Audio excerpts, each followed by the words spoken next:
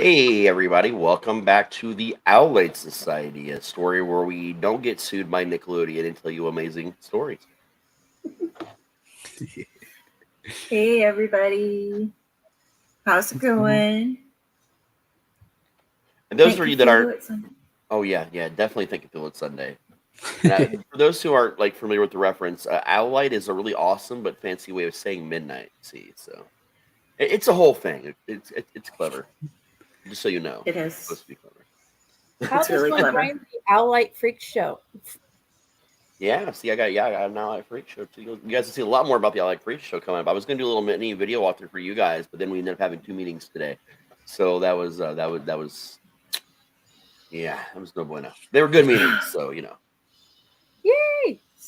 We just realized we had I think we decided it was like 26 or 27 days until we are actually I'm standing there and people are in front of me, like customers. So like it's kind of getting on the terrifying level now. Yes, Uh, and I truly enjoyed the lovely streamers who actually went through and got the Christmas show and the walkthroughs of the previous years. So I'm hoping another one gets to come through. Yeah, that's something that we're definitely that our owner Fred's definitely allowing, within reason. So we're hoping to see a couple people back definitely this year. if you're I wondering don't what know. they're talking about, Raz is a hunter and he's running things in Hell's Dungeon. Oh, and Hinata Society.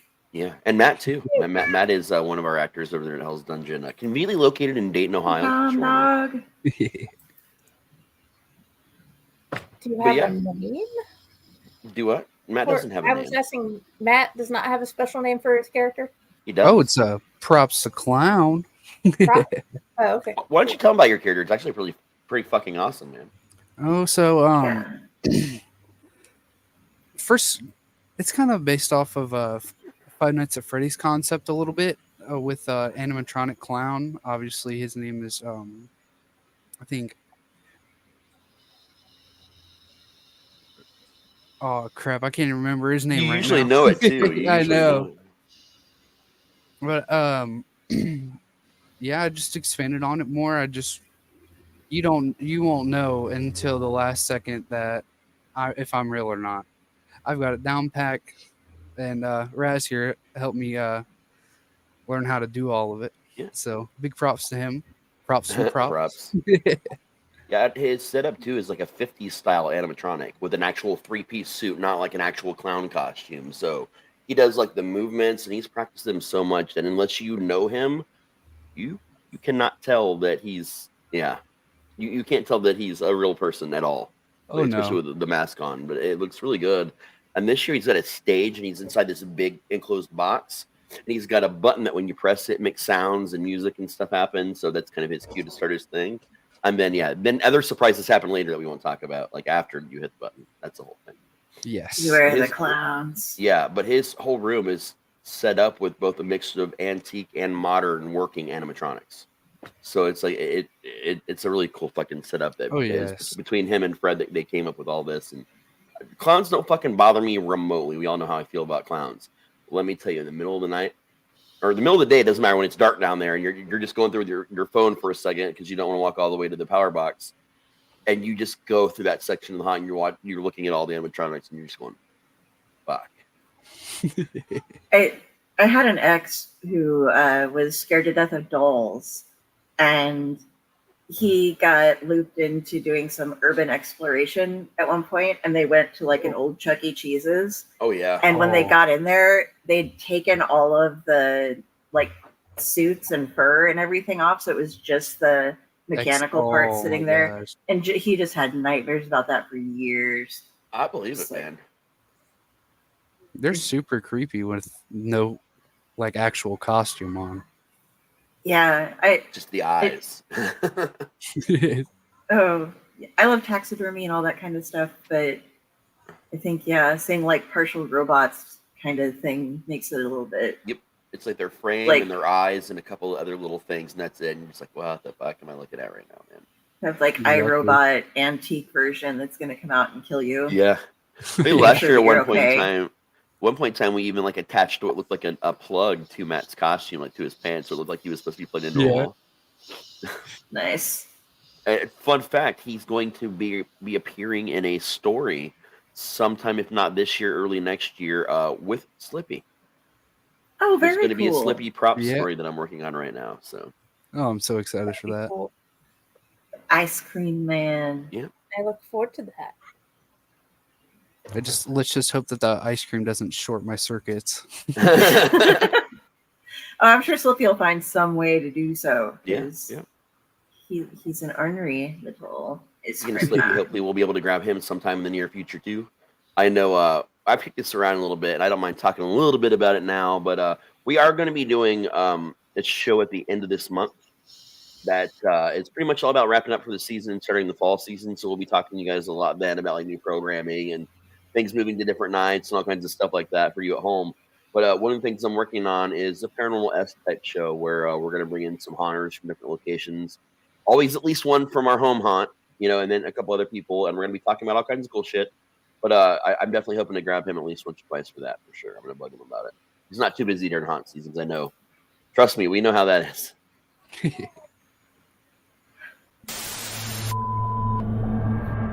I have no idea how that just happened. I don't know either. My mouse, and it just happened. That was creepy. So, real quick, shout back out to Tom Dogs here. Everybody, go watch his show too. Hey, Tom, where are you, man? Why aren't you here? Go hop on over to Brill Pro, YouTube.com at TomArcade69. He does some great shows. He does some hanging out and chatting. He does some wrestling stuff. He does some comparisons or tries out the new things that are being released by different products. Like if, this new special flavor of Coke, or he tried the new Whoppers and stuff like that. He does some great stuff.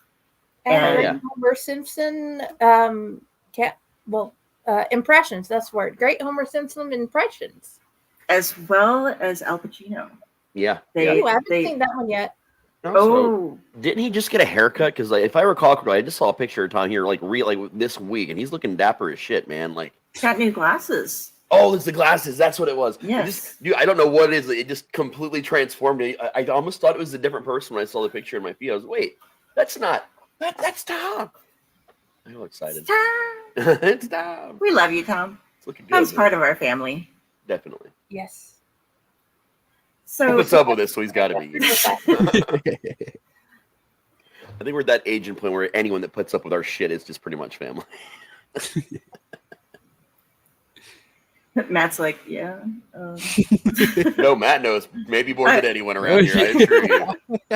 He's married into the family. He's on purpose now.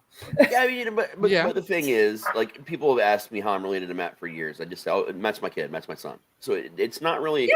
It's not different for all of us. It's the same as it's always been. It's just it is different, but it's weird, man. There are rings involved a bigger and stake giraffes. on wanting to prove he wants to be there forever.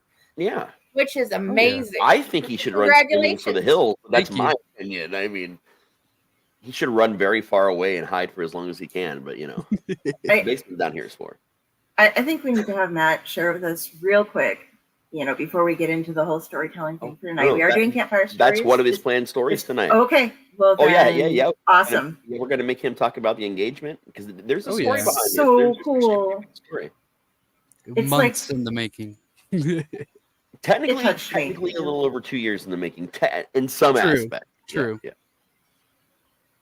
But let's go ahead and start it off with that, and then we got a special video we're going to talk about in a minute. But why don't you go ahead and do that first, man? Tell that story. All right. So about, let's say 2 years ago, I sat down with Raz and I asked him, and Michelle as well, if I could marry their daughter. And obviously some very crazy stuff happened, and there was some bonds broken, but everything's repaired now. Yeah. For a while. Oh, yeah. And COVID was a crazy time for all of us, Oh, yeah. Yeah. So there was, let's say about 2 or 3 months ago, Raz we were at Kings Island, and it was just, I'm pretty sure it was just me and you. Yeah. And one of our days.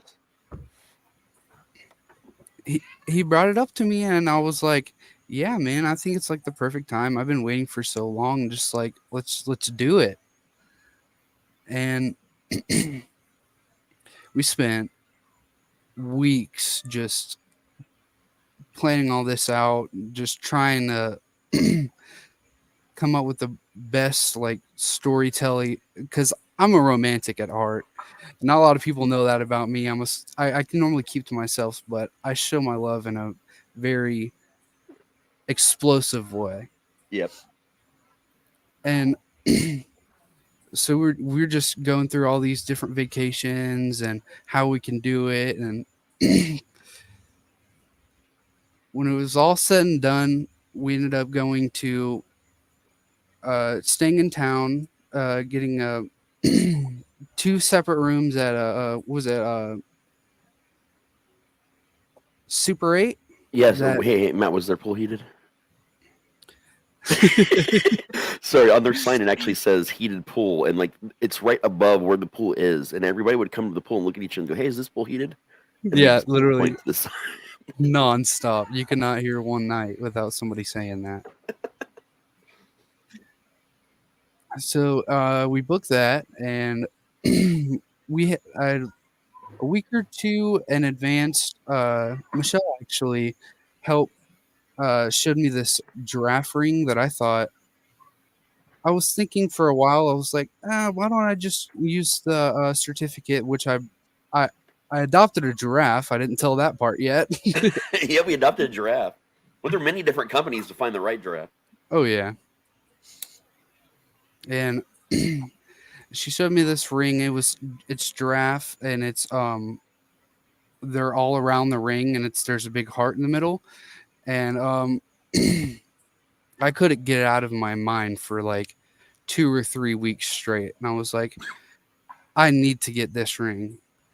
And it was awesome. It came in, and the certificate came.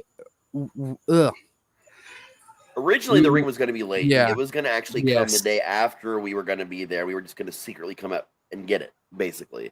And then the certificate was supposed to maybe not arrive until after this whole thing was over all of a sudden. True, yeah. And the day before we were about to leave, it finally came in, which we spent that same day trying to create a different one using Photoshop. Yeah. Just for it to come in. It was GIMP, actually, I think. Well, yeah. He was making a fake version of it that, it was still legit, but like he was just trying to use the pictures and trying to make one, and then he did all this work and it looked so good, and then the real one came in. Like, and then the real one just came right in. Oh my god! But of course, I was nervous the day of. I literally was like shaking, and she's like, "Are you okay? Like, is there something off going on about you?" And that Friday, the first thing that we did was wake up and get ready, and then go to the zoo. The zoo parking lot. The handicap, we had the luckiest spot in the whole world. Oh yeah, it was right crazy. Next to the stairs, right next to the escalators that led right to the zoo. And I was like, you know what? That's a sign. Like, I don't have to worry about that. Was anything. The day before, yeah. Yeah, you're right. Oh shoot. Well, yeah, because we were trying to figure out a way to like screw with Brooke to make her like even more think that wasn't what was happening. So that Friday was actually one of the hippos at the zoo's first birthday, and they had like cake and ice cream. Elliott actually signed a message to the hippo on the card. By the way, our whole company signed it, and and we were signing the card. We sing happy birthday to the hippo. So she literally thought half of our vacation was going down there for her to feed some giraffes and like spending a birthday with a hippo. It was hilarious. So. After Friday, on Saturday, what I meant for the perfect parking was on Saturday. Yeah. But I got my days mixed up. But that way it was like so perfect, and we went straight to the giraffe feeding. We brung our black backpack, and we got it all on video too. And Yep. So she's just looking at the giraffes, and we're in line, and Michelle just pulls out the little certificate and the ring, literally right behind her. She just didn't even notice at all. I was on lookout too. I was like, now, do it. And I slipped it right under my shirt, and we went through the whole entire giraffe feeding. And they gave us 2 different lettuces because obviously, for some reason, only giraffes at the zoo eat lettuce. But I gave them all to her because, come on now, it's her favorite thing in the world. Yeah. And then after that, I went to go find the giraffe that I had adopted for her, and I showed her the giraffe. And the moment that she saw Zoe the giraffe, I pulled from under my shirt and I gave her the certificate. And in the bottom right, it said, "Will you marry me?" Whenever she turned around and I was already on one knee, she just started shaking like this and was like, "Yes, yes, yes." Meanwhile, everyone around him over there has already seen what is happening. And they see that he's trying to surprise her. So they're like gasping and like covering their mouths. And Brooklyn is so oblivious that she noticed none of this happening all around her. No clue at all. And see, she's one of them it's really hard to keep a secret from. Yeah. Because she knows it. Like, she can pick up on it really quickly. But she was completely oblivious. And I think that was my favorite part about it. Besides, whenever when we first went to the zoo and we had already adopted the giraffe a week earlier, she was looking at the giraffe that she had adopted and was without knowing it. Yeah, without knowing it at all. And I thought that was like the best. That was my favorite things. We had a lot of different cons going on different levels. Like, it's normal to take camera bags when we go on vacation. So we had like so many different layers of cons happening all at once to even explain all the weird things where she might get a clue something was happening. But she's pretty shocked, man. She's pretty shocked. Yes, she was, man. And so you put the ring on her then? She was all shaken? And upside down, but yes, he put the ring on her hand. Yes, I was just about to say that. Of course, me full of anxiety and just excitement, I put the ring on backwards. She looked at it and she was like, "What is that?" and then I took it off her finger and flipped it over. She was like, "Oh my God." Well, awesome. Congratulations. Thank Definitely. you so much. That is so awesome. Yeah, we had we had like, I think 5 or 6 different vacations planned at different levels of not knowing what we were going to be able to do. So there was like emails going back and forth between companies, with safaris, with other zoos, with so much shit going on. There was a SummerSlam in Detroit was involved at one point in time as the smoke screen for just a wrestling trip. Like, there were so many smoke screens. So even before you're married, you guys have adopted. You have a baby Zoe giraffe. Yep, and we actually picked up. So we went to the the zoo's gift shop, and Zoe herself has one floppy ear.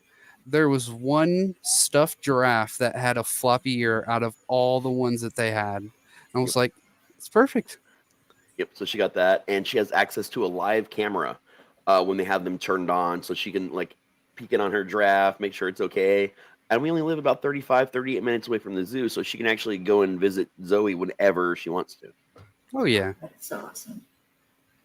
That rocks. That is just the sweetest thing. Like, it really is, man.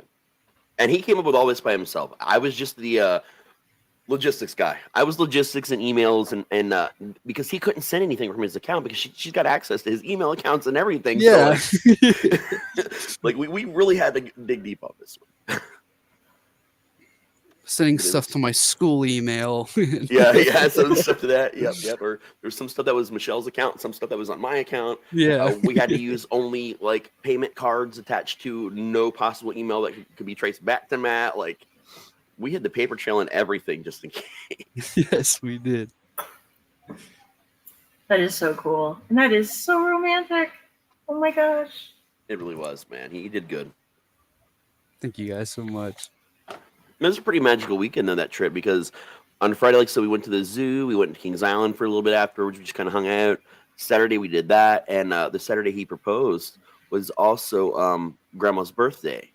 He was also in on the whole thing, but she couldn't go to the zoo, so we were able to pick her up afterwards and go out to make this big family like birthday / engagement dinner. They sang to both of them, like the whole restaurant came in, like, sang to both of them for their special days. The whole time was good. And then later that day, they wanted to play mini golf. So we went to a pirate-themed mini golf that was indoor glow-in-the-dark. And we played laser tag and mini golf. And then the next day, they decided they hadn't had enough mini golf yet. So we found another outdoor mini golf. We found out that Brooklyn needs to play only indoor because she hurts less people when we're indoors than she does when we're outdoors. And I need to not hit holes in one and slam my arm out. Yeah, he hurt his arm at one point in time. Yeah, there were some incidents that happened at different times. Yeah. Did you get the free play? They don't do that. Most places don't do that anymore. Like all of us at least once got at least one hole in one between the two places, but most places don't because they don't monitor them like they used to. Most miniature golf holes. So many people lied about that in the like the 80s and 90s that now most places just don't even do that anymore. They had it set up at the one that I went to in Fremont where it was kind of like a skee ball sort of thing to put in. And then the ball would drop into the office so they would know that somebody had won. Okay. I've seen those before, but it's been a bit. Heck yeah. So then they'd come out and see who won the free play. So nice. I know some of the places here would they would mark it at random secretly. And then when you brought in your scorecard, they just asked to look at your scorecard to check it out. And if you submitted your scorecard, they had like secret holes that if they saw a hole in one, they'd give you stuff. But I love the skee ball like one. Those are fucking awesome. Yeah, it was fun. I was okay at that one. I always sucked at miniature golf otherwise, though. I'm extremely good at it for some reason. For the most part, I won the first night. Under the thing. Of the 3 games we played, I won 2, and like Michelle beat me by a couple strokes on another one. I mean, I'm the definition of average Joe at golf. Sometimes I'm good, sometimes I'm terrible. He will get a hole in one, and the next a 9 strokes, like on a par 3 miniature golf hole. Like it's wild. He's all over the place, but it's hilarious. But Brooke just always hits it as hard as she can, so the ball flies out at everyone, animals, people. It doesn't matter. Like she thinks she's Happy Gilmore all day, I guess. We used to. When we lived on the acreage, we had a huge old apple tree in the front yard. And then outside of the fenced-in area, there was a big ditch. It was a divot that went up before the bluff. And like, we'd let the horse graze in there. We'd set up stuff. But when she wasn't in there, and you'd get like hundreds of apples would fall off the tree. And these, like, we had good apples on other trees, but these were not very good apples. They were really mealy. So we didn't usually eat off of those, but we'd take golf clubs because the wasps would start swarming all over them. Yeah. And we didn't want to get stung by wasps picking them up. So we just take golf clubs and chip them up over into that ditch over there. But there's just like 4 kids out there with like 5 irons or something, just knocking all these flying rotten apples over the fence. That's awesome. Well, we didn't want to get stung by the wasps, but eventually cut it down and expanded the house a bit. So. Oh, yeah. We also found out that me and Matt are a very good team at laser tag. Yes. Awesome. That was a lot of fun. I think I would injure myself. I'm really good and also a real big asshole when it comes to playing laser. I'm the kind of person that will look for all the mirrors and reflective surfaces, and I will hit you and bounce my beam right off a laser and hit you right in the back. Like, I'm an asshole about it. Like, I don't know why. I'm that way. I've never shot a real gun in my life, man, but you give me, like, fake guns, and I'll fuck you up all day. Me too, man. I learned it from Call of Duty. Me and him would just look at each other and be like, and like we'd never practice hand signals. Like suddenly him and I had like 100 hand signals we were doing, and we somehow knew what they all meant. I don't know how, but we just knew what they all meant, and we just eradicated the girls. Too many military movies. There you go. I think now whenever we're angry, we're just gonna go play, laser tag, and me and Matt will just feel better by shooting them both 2,000 times. It's good therapy. Shoot your family, shoot your friends. The attendant was like, just be ruthless. Yeah, we were. He did not care. It was 2-story. There were ramps, things to hide behind, special power ups you could shoot to make the whole it was all complicated to me. I was just shooting things. I didn't really care at that point. But it was nuts. It was only the 4 of us. There was no one else in the whole arena. It was just the 2 of us. And I would have got more shots if I kept my hand on the barrel. Yeah, because you think you're shooting and you shot someone, so you keep going. But if you don't actually have both hands on the barrel, none of it counts. So his score was actually probably a fourth of what it should have been because he kept forgetting to keep both hands on it.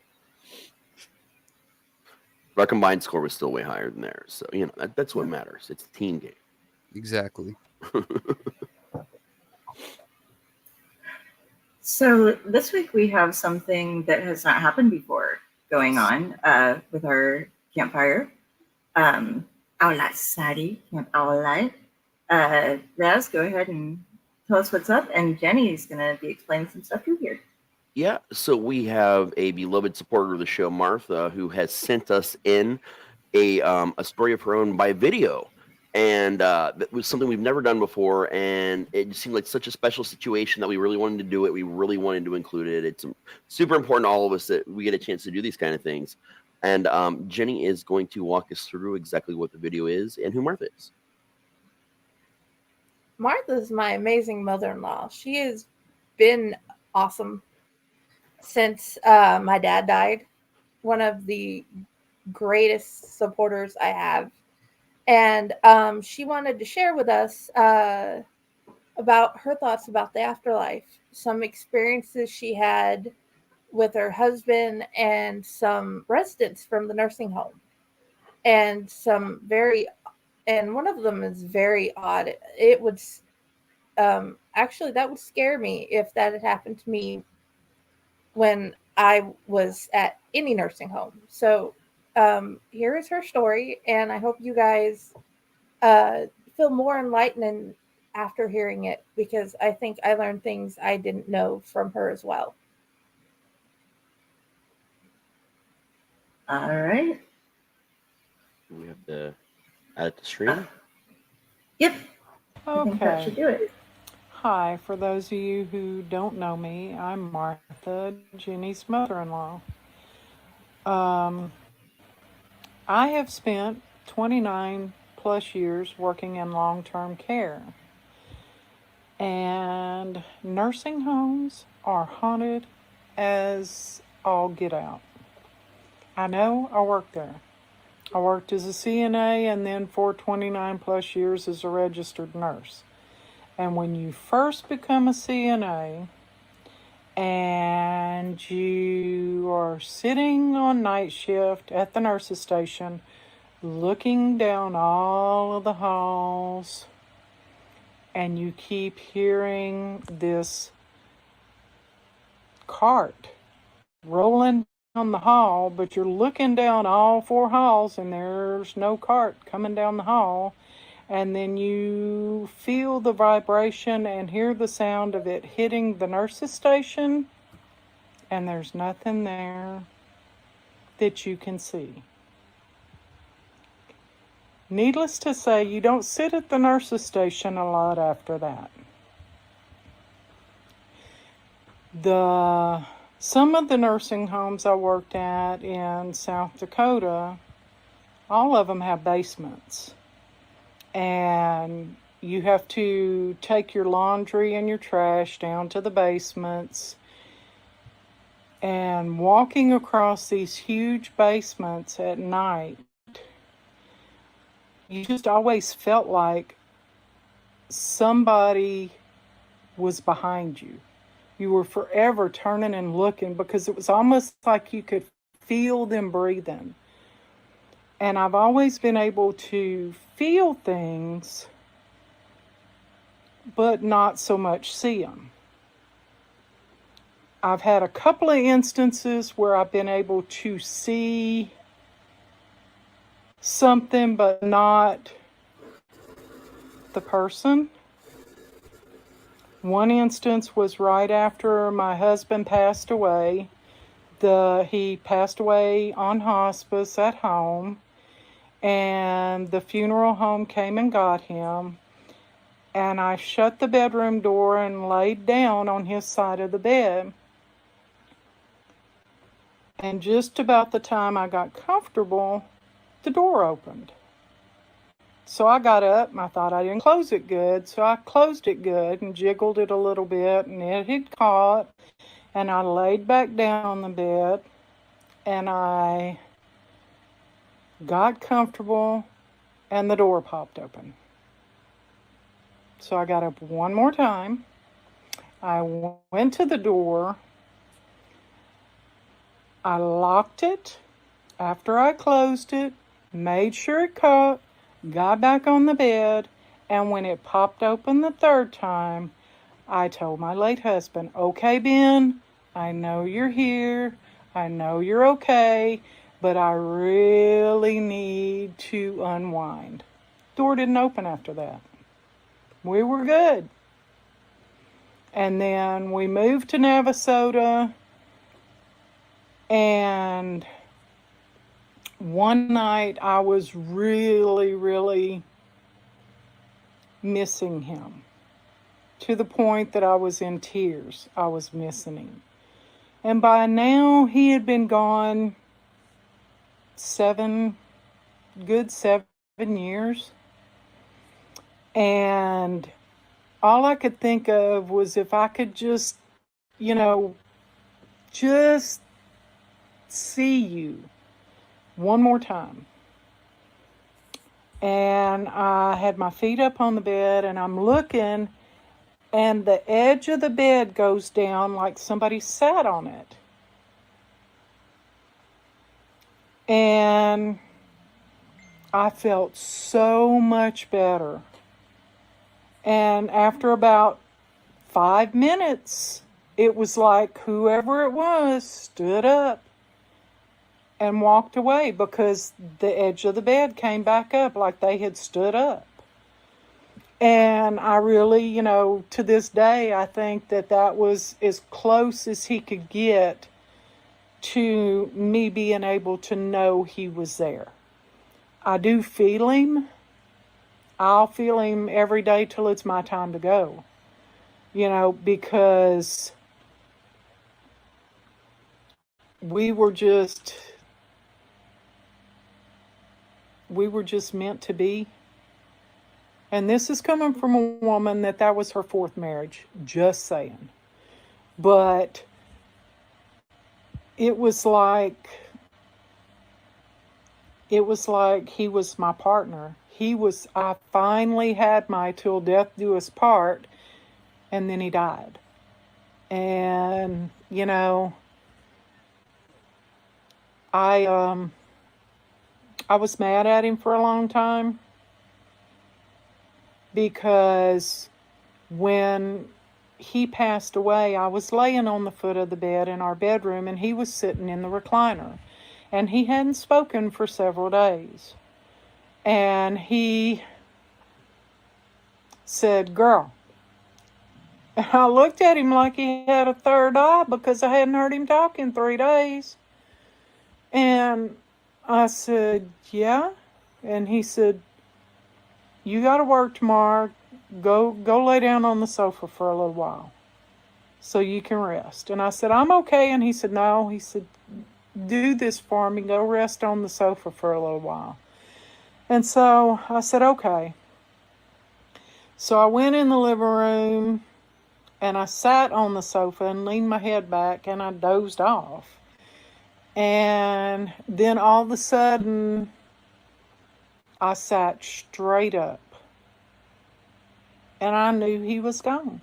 And I went in the bedroom and he was still warm, but he was gone.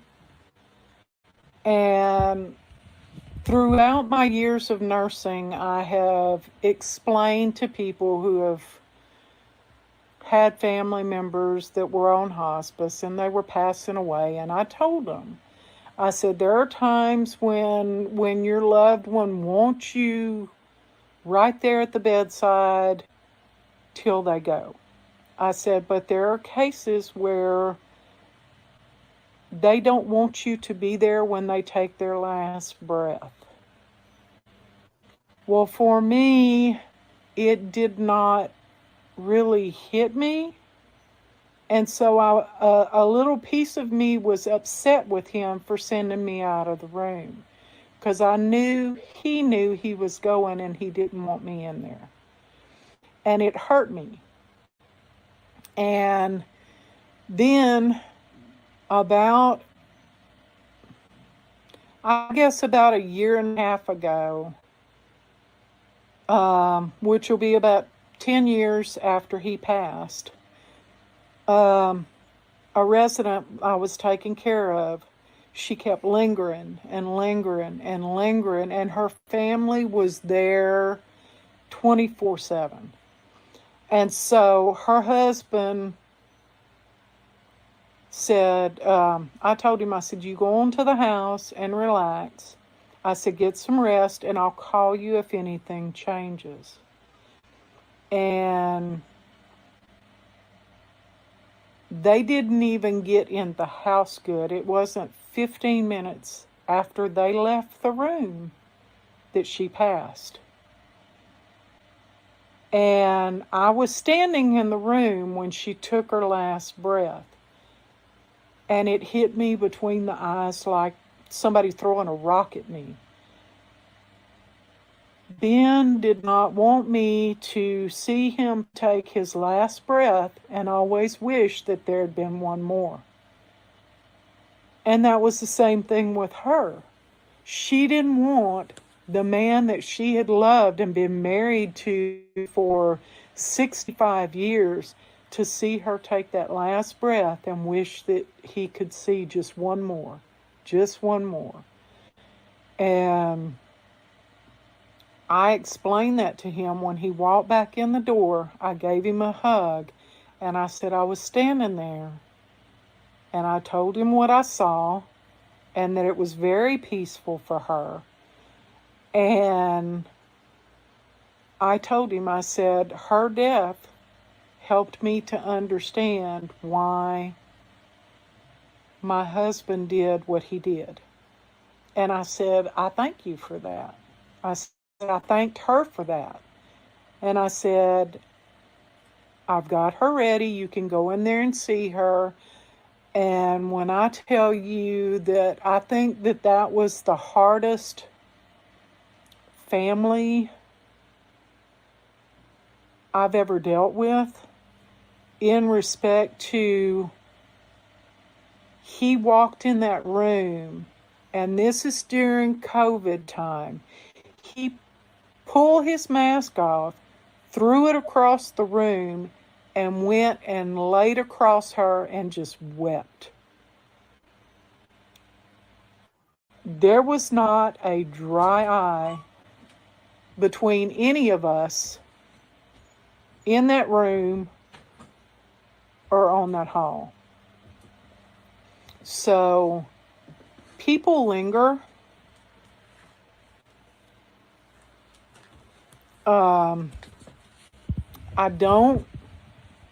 don't necessarily understand why some of them linger in the nursing home, unless they were people that didn't have family members, or people that had a grudge against their family, thinking y'all brought me here and left me, even though they were so far into their dementia that they didn't realize that they couldn't take care of them at home anymore. And so I don't know, because so many things are give you more questions than answers. But I do know that I don't believe that there's a nursing home that I've worked in all these years, whether it be as a nurse aide or as a nurse, that I've ever been in, that I haven't felt something, not in all the rooms, but there are some rooms in every nursing home you go in that you can feel something there. You know you're not by yourself. Even though there's nobody you can see in the room, you know that they're there. Somebody's there, you just don't know who it is. And I thank y'all for putting up with my rambling. Peace out.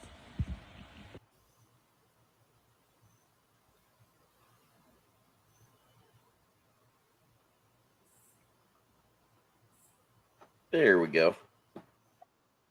That was awesome, man. I really liked that. I really appreciated that video. I know I've had some experiences in some situations where you can literally see the edge of the bed just go down when there's no one there, and it's even more noticeable like with my memory foam mattress. Like you get that feeling that something is near you, and then you just watch the depression of the memory foam. It looks like someone sitting down. You're like, oh, well, I guess I'm not alone right now, and that's like a very jarring moment, man. That's exactly the kind of bed she had at that point because I bought it.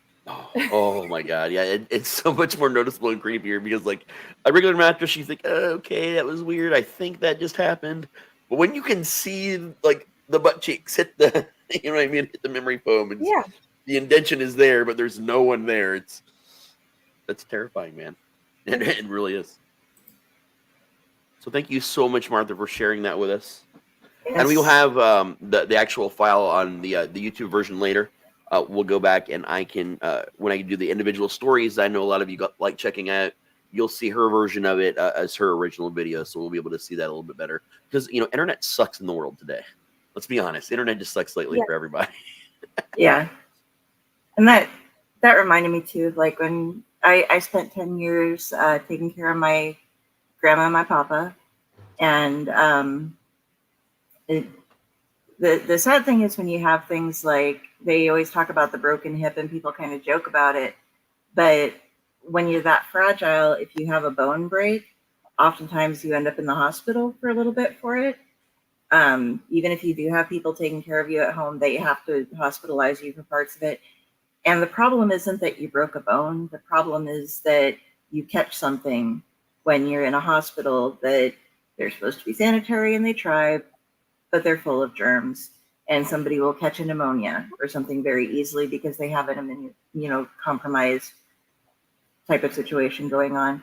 And that's what happened with Grandma. She was on it, sharp as everything, and then ended up shattering a knee and an ankle, and it put her on a full lift status, and it was just really horrible. She was little. It was easy to pick her up, but it was starting to hurt, and they needed to get her in to get those taken care of. And she never came home. We went to visit her, obviously, all the time. But we had Papa around for another couple of years because he had dementia. It wasn't horrible. I feel really sorry for the people who, not sorry, I feel very bad for people who have to deal with the advanced stages of dementia. Papa just knew that he couldn't remember where he was, but he was okay with it. He could remember all things from his past. But he'd wake up in the morning and not know exactly where he was, but he'd know where the coffee maker was, and he'd know the dog's name, and he'd know who I was. So he was fine with things. And then the night that he passed, I'd been staying there, and I took just a trip home. My uncle gave me a ride back to my house so I could get some more clothes and stuff to spend the night because I needed to switch everything out. And he waited until I got dropped off and got back. And then about 15 minutes, 20 minutes later, he got up and went to the bathroom, came back. I walked him back. He gave me a fist bump, and we ended up losing him right after that. So, but like you were saying, some people linger, or she was saying, some people linger, and he waited for me, basically, to be there. So that was... It's so hard to go through, and I can understand why some people wouldn't want to, but I wouldn't have felt right if I hadn't been there for him in the end, if that makes sense to people. Oh, yeah. I mean, it's hard to see, but I think he knew, he waited so that I could be there I'd been there for the past 10 years constantly, so I had to be there for the end too. Oh, yeah. And if I remember correctly, Jenny, before the show, you were mentioning that what made her think about these stories was one that Mariah did with us, and the very first campfire, the yeah. second campfire. I think it was the first one. It was right at the beginning. Yeah. Mariah had did a story, Echoes, where she had told about her loved one. She could still feel them there, or something would happen and the memory would just fill her mind and she could feel her there with them.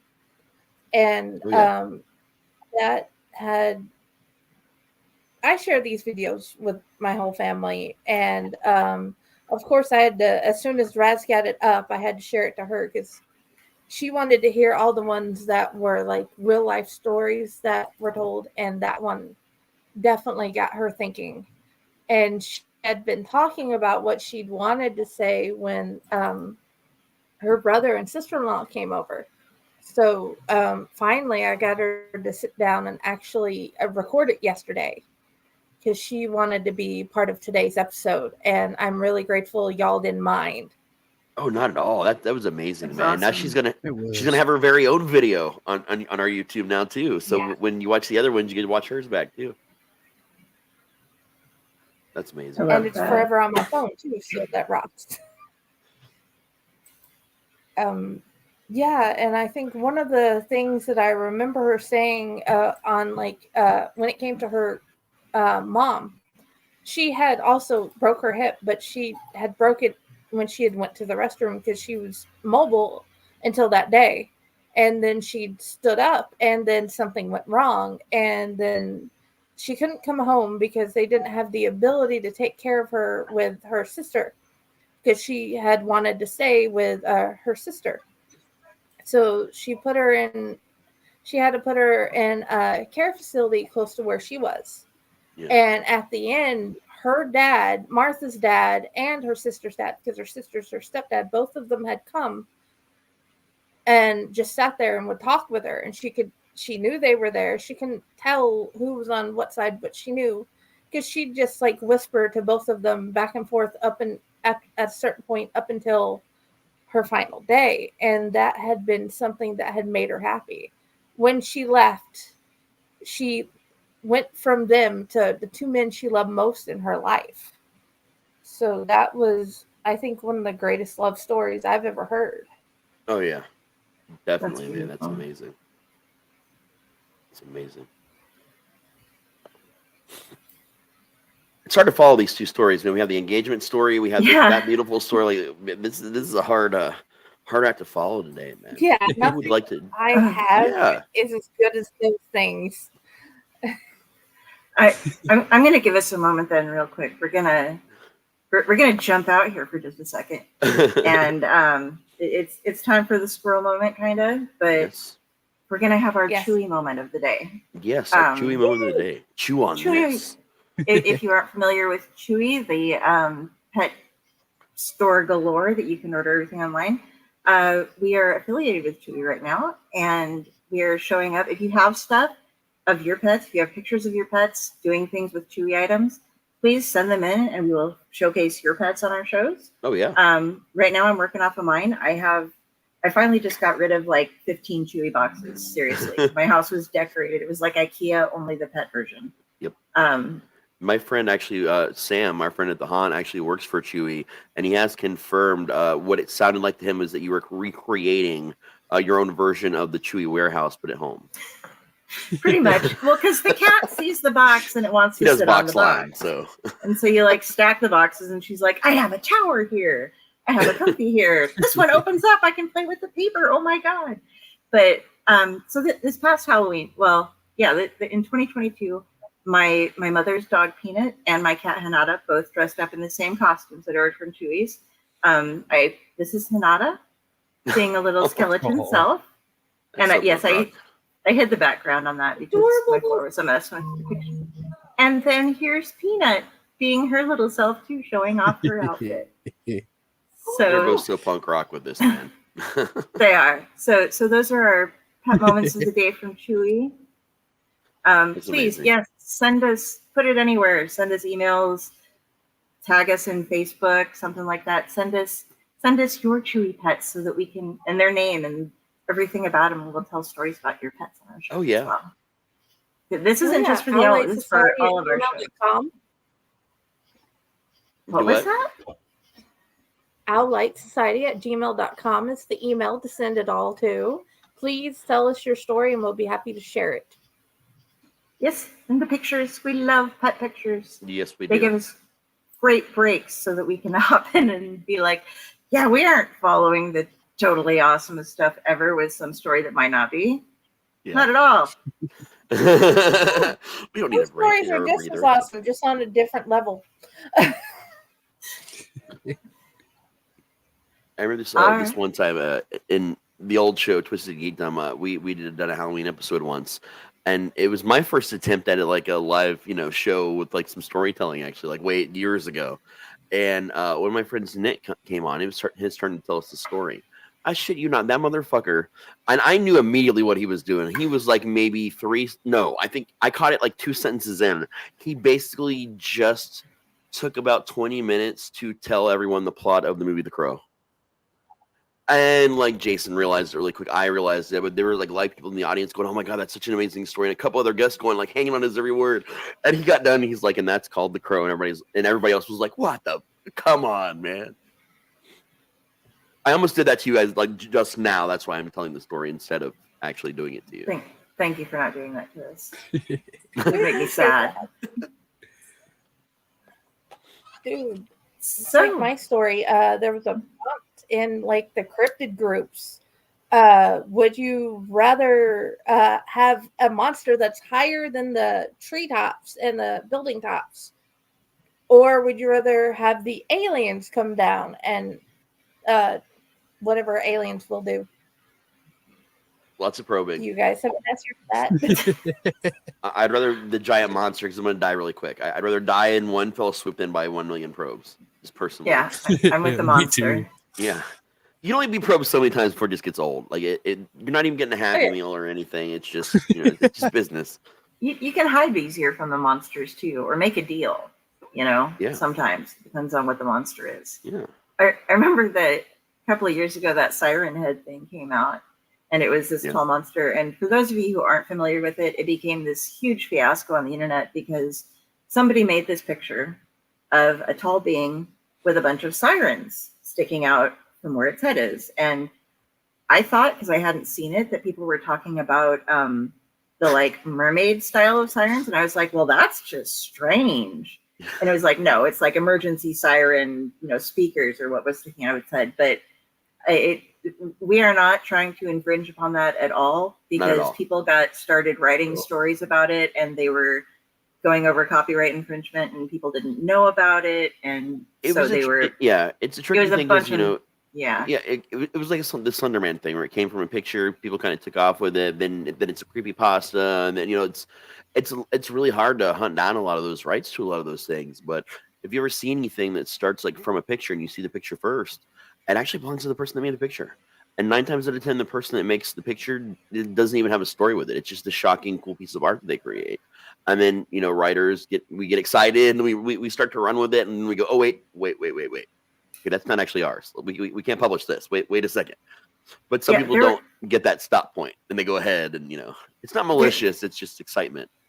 There are even publishers that were paying people to write stories specific, like authors that they knew did good monster stories. They were like, hey, write us a story about this. And people were like, okay, assuming that because it was a publishing company that they had acquired the rights. Right. And then finding out later, like, oh, no, and contacting the person, I'm sorry, I was told that this was on the up and up, and it wasn't. So.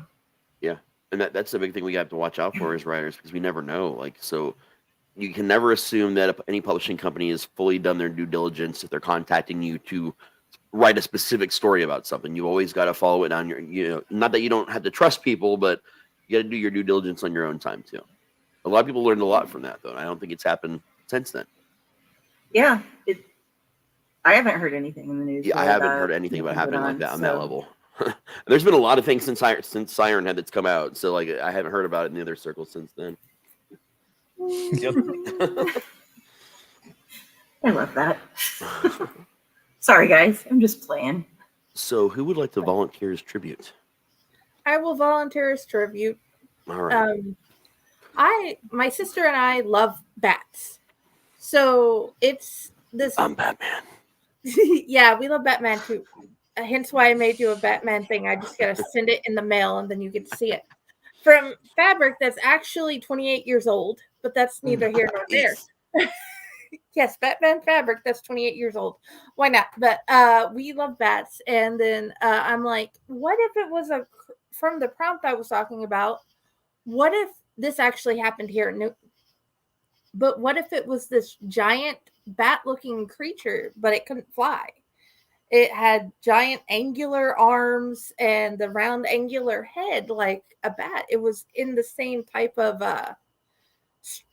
body structure, but it was different colors and it glow and whatever. This is the thought that came to my mind. And it went from us talking about it in a car ride to DeRidder, Louisiana, just for the hell of it, to my brain running with it. So I made this story. It comes in the night. I heard the sounds of something huge walking through the woods. We don't normally get anything this size coming through any of the trees surrounding us or our neighbors. I was glad I was the only one awake in the house when I looked outside. Until then, I was enjoying the peace and quiet of my three littles resting for new adventures tomorrow. I opened the blinds of my door to look out of the window, and I got the shock that this is not the adventure any of us ever wanted. It was taller than all the oak and pine trees around us, had long, skinny, angular limbs. Its face was rounded with an angular chin. It walked in a straight line forward like it had a purpose. It was gone in seconds. I walked to the couch and sat. I waited to hear if any more came through. It would crush any building or vehicle it went over. I needed to be awake so I could hear to get the kids out of the way. At 5 a.m., John woke me up. He guided me to the bed, and I just crawled in, being too exhausted to remember what happened last night. He got ready as usual, knowing nothing about last night. 1 second. Scrolling down. The theme song from John's favorite hunting show started playing from my phone. He hadn't been gone long when he called me, freaking out about the creature that went through the neighbor's backyard last night. Honey Bun, I asked groggily, did you see any of the videos of the thing that came through town last night? No, baby. I saw it walk through town last night. My brain crashed and I just sat down, I said, emotionless. Why didn't you wake me up? He asked astonishedly. Would you have believed me? I asked, knowing the answer. No, I would have told you you were having a nightmare. We are, but not one we can wake up from, I replied, with the only way to describe the situation. I love all my babies. Let's talk more after work, he said. We will always love you, I replied and hung up. Hold on. Okay. I walked down the hall and peeked in on the kids. They were still asleep. I decided not to even call school. They could read between the lines if anyone did or didn't show up. I need to do some social media news search. I found my phone and its charger in my room. The laptop was on the side table in the living room. I took all of them and plugged them in by the table. I started some coffee with a dash of cinnamon, just like Mom used to make. I made some of the instant muffin batter pouches, the berry, just add milk version, and put them in the oven. With the timer set, I got the laptop booting up.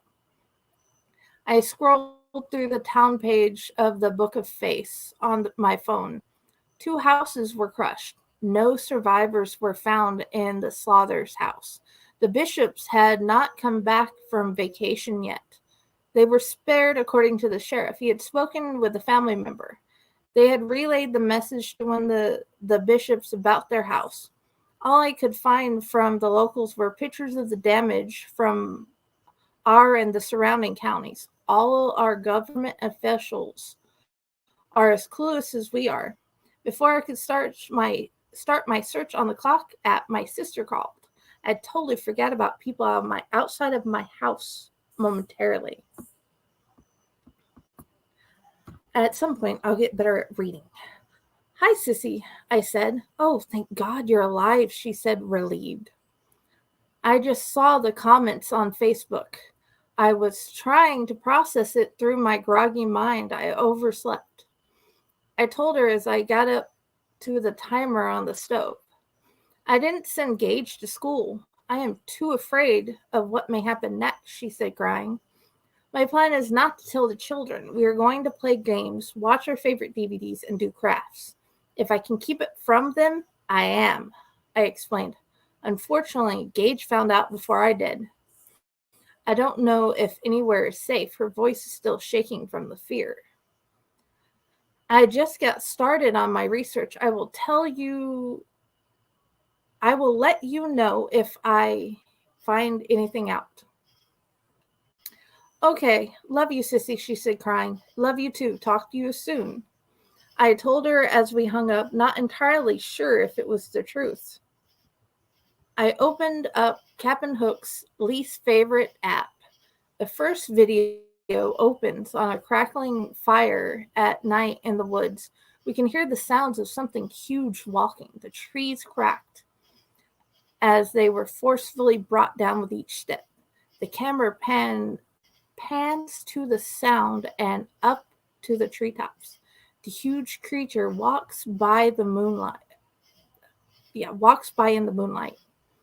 This one is glowing light blue. Its head straight forward. The noise is louder because it's so close. No walls, barely any trees between the poster and the creature. The video starts over after it walks out of sight. The next one filmed by someone standing on a walking bridge beside a large body of water. The camera pans to the streets and then up above the buildings. The creature is the same shape as the other two, but it was glowing bright green. It walked down the street, damaging the buildings as its limbs pushed off of them. The car's burglary alarms went off as they were stepped on.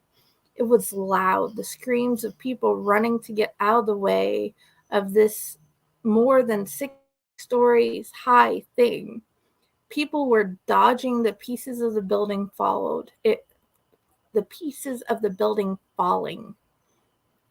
It walked past the poster and straight into the water. Then the video started over when it was completely submerged. When I realized my laptop was fully ready, I turned on the browser and scrolled through all the news reports available. There was more carnage and videos of the creatures. No one knew anything. There were theories, such as they were from the base on the North Pole, or they were from the midnight zone of the ocean. Aliens was a big one as well. No true answers. The girls walked down the hall, confused to see why they were not got up for school. Dane ran as fast as a 4-year-old can and jumped in my lap. I shut my laptop. School was canceled due to a tornado coming through town. I lied without any remorse. Unless any of them came through during the daylight, I am not saying anything. "Yay! Do I smell muffins?" Carly asked. "Yes. Will you set up the plates and I will make the chocolate milk I requested?" "Yes!" Naomi's hand shot up in the air. Excitement as she shot up in the air in excitement as she walked over to grab the plates. We watched movies and played outside randomly. We had a contest who could draw the best sharks and zebras. It was the best day I could make for them. Just as we were getting back from Mickey D's, John got home. We set all 3 of them up on the kid table and the couch in the living room with their favorite mermaid movie. In the kitchen, as John and I ate, we talked. No one knows anything. He sounded frustrated and scared. If they do, they weren't saying on any of the outlets I have tried so far. I interjected unhelpfully. We agreed to try again tomorrow and finding anything new. We brought the mattresses in the living room. We fell asleep to the genie singing. By the time we heard it stopping, it was too late. The last thing I ever felt was the ceiling crushing me. And that's my first try at a kaiju story. What do you think? Very nice. I like that, man. That was really cool. Had myself muted. Very nice.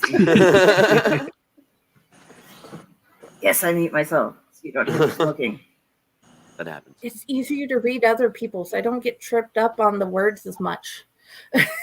Oh, yeah. Well, you catch yourself with everything that you're doing, and you second guess what you had before, and yeah.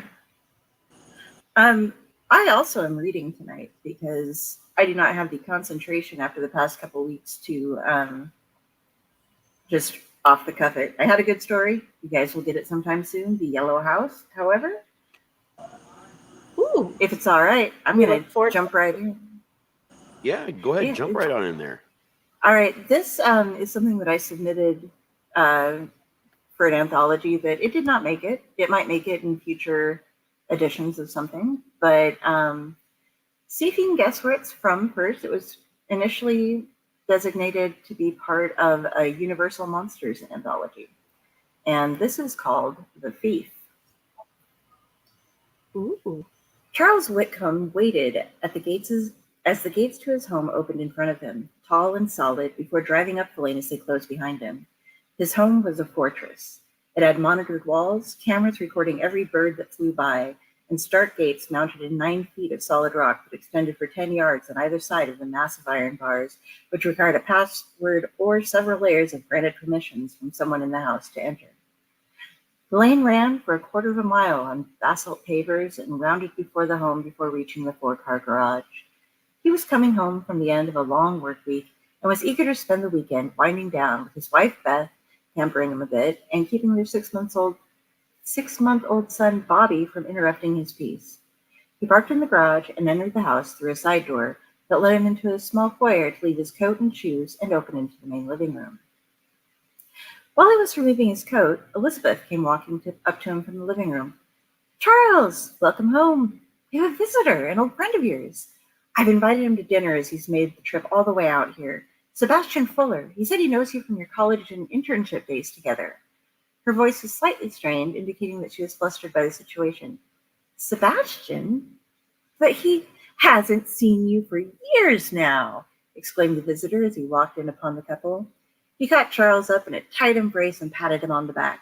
"So good to finally get a chance to catch up again. It's been too long." Charles sucked in a deep breath as he half-heartedly returned the embrace and stared at the man before him. Sebastian was a tall and slender man with dark hair hanging down to his chin and deep green eyes. He looked almost as Charles remembered him from a decade before. He had never thought to see the man again after the last time they spoke, and his presence in his home had him unnerved.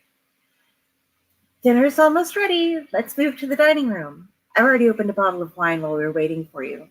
Sebastian has told me so many stories. He might need to defend your honor," said Elizabeth. Charles tensed for a moment before Sebastian filled in the gap with, "I've been telling her of your college exploits and some of the frat parties we attended. I'm afraid she was a bit put off by the kegger at Tri Delta when you did the naked jello slip and slide. You've become much more dignified since then." "Black cherry, wasn't it?" replied Charles with a cross between a grimace and a grin. "My arse was pink for weeks." As they crossed through the living room, Charles saw Robert in his activity center and crossed over to give him a kiss on the head. "Beth, isn't it about Bobby's bedtime? If you take him up to his room, I'll grab a glass of wine and take Sebastian to the dining room." "Oh, yes, I hadn't wanted to leave Sebastian alone to put him to bed. Let me take him up and we can have dinner soon." Picking Robert up, she disappeared through the hall up the stairs. "So, Beth, is it?" She introduced herself as Elizabeth. "What in the hell? How are you here? What are you doing in my home?" Charles choked out. "Now, that would be telling," said Sebastian. "I was quite surprised that your wife had never even heard of me. Am I truly that horrible of a person that you erased me from your life? I wasn't even worth an anecdote here or there from days long past? And what in the fuck would I have told her about you? About us?" "Well, the jello slide was a good story," smirked Sebastian. Charles bristled. "Again, what in the fuck are you doing in my home? What in the fuck are you doing alive?"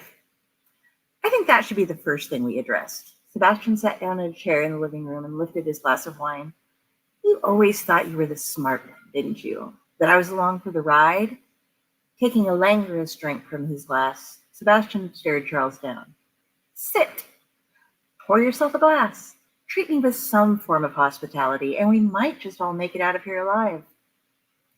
You dare! Charles strode angrily across the living room at Sebastian. Oh, Charles, I dare. I'm alive. I'm in your house. I've met your wife and your child, and you will sit down, and we will have a nice meal together. And then, once all of the niceties are done, we will have the discussion that needs to be had after you send Elizabeth up to bed so that you can spend some time catching up with your old friend. Sebastian raised an eyebrow as Charles stopped halfway across the room. Now, sit down. Charles froze in place, his face a mask of fury, and slowly turned, walked to the head of the table, and poured himself a glass of wine, sat upon the chair, and glared at Sebastian. You have questions? I have answers. We will trade these once we've eaten and your lovely wife is up in bed with your little boy. I've come to judge you, Charles. There are a number of different ways that this evening may end, and all of them depend on the person that you are now. I do hope that in the past decade you have become a better man than you were before. So far, I see no difference. Prove to me that you're a good man in the next hour or so, and your life may continue to be good. Disappoint me, and you will wish that God judged you rather than I. It's all on you, Charles. Sebastian took another sip of his wine and looked up smiling as Elizabeth returned to the room. Welcome back. I hope young Robert is sleeping soundly. Elizabeth smiled at the mention of her son. Yes, he's a good baby. He should be sound asleep for 4 or 5 hours before he needs a change or a bottle. We've been lucky with him. Just give me a moment and I'll have dinner on the table. She excused herself from the room again. That's wonderful, and thank you. I hadn't meant to intrude into your meal, just to spend some time with Charles. You are an excellent hostess. Sebastian nodded towards Elizabeth. Dinner was roast beef with potatoes and vegetables, savory and simple, with a loaf of homemade bread that Sebastian flattered Elizabeth with to the point where she was blushing. Your culinary skills are truly marvelous. Did you go to school to train them? Oh, no. I always loved cooking, but I actually have my actuarial fellowship. Once I became pregnant with Robert, Charles insisted that I take a few years off to stay at home with him. I've been asked to start up from home again by my old mentor, but she glanced up at her husband. I think that I'm going to spend at least the first year just being a mother, for Robert's sake. Well, you certainly are quite the accomplished woman, Elizabeth. Charles must be quite proud of you. He raised an eyebrow towards his old friend. Yes, of course, she's truly brilliant, he forced out. But she's an even more amazing mother, and I wouldn't want to deprive Bobby of having her home with him while he's so young. We don't believe in nannies. We have a girl come up in a few days a week to help with the housekeeping as well, so that Beth isn't overwhelmed with the chores. A tight smile formed on his face. After seeing her with young Robert earlier, I can't say that you could have anyone better suited to raising him than your beautiful wife. He'll certainly grow up knowing love while he has her in his life. He turned to address Elizabeth.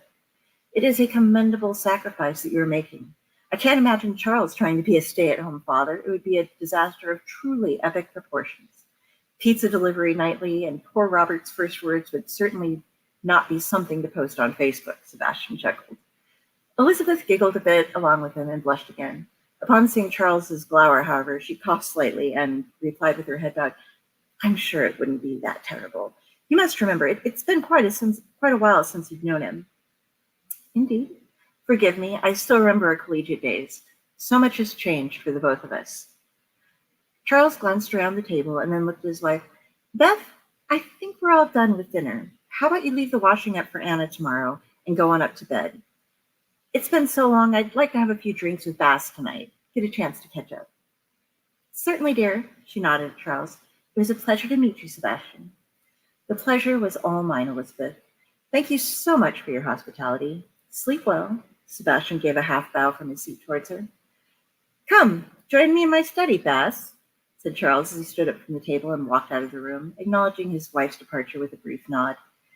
His visitor followed him into the study and sat himself upon a love seat while Charles strode angrily to the drinks cabinet and began pouring himself a large dram of cognac. Still a bourbon man? Sebastian nodded. Some things never change, including your need to diminutize everyone you know. A Charles? Charlie? Chaz? Chuck. The K made its own syllable as it staccatically hit the back of his tongue. Chucky, Chuckles, shall I continue? Sebastian sneered at his host as he handed him his drink. I may not have always respected you, but I at least used your name. Is it really that difficult for you? You have a long bullshit. You've stripped your name of you've stripped your family of their names as well. Do you really want to raise a Bobby? Surely you want a Robert to follow in your footsteps, even if he's raised by a housewife named Beth? You have to take something from everyone, even your wife and child, don't you? Sebastian sneered at Charles. It's a pet name. People in relationships have them, Charles growled.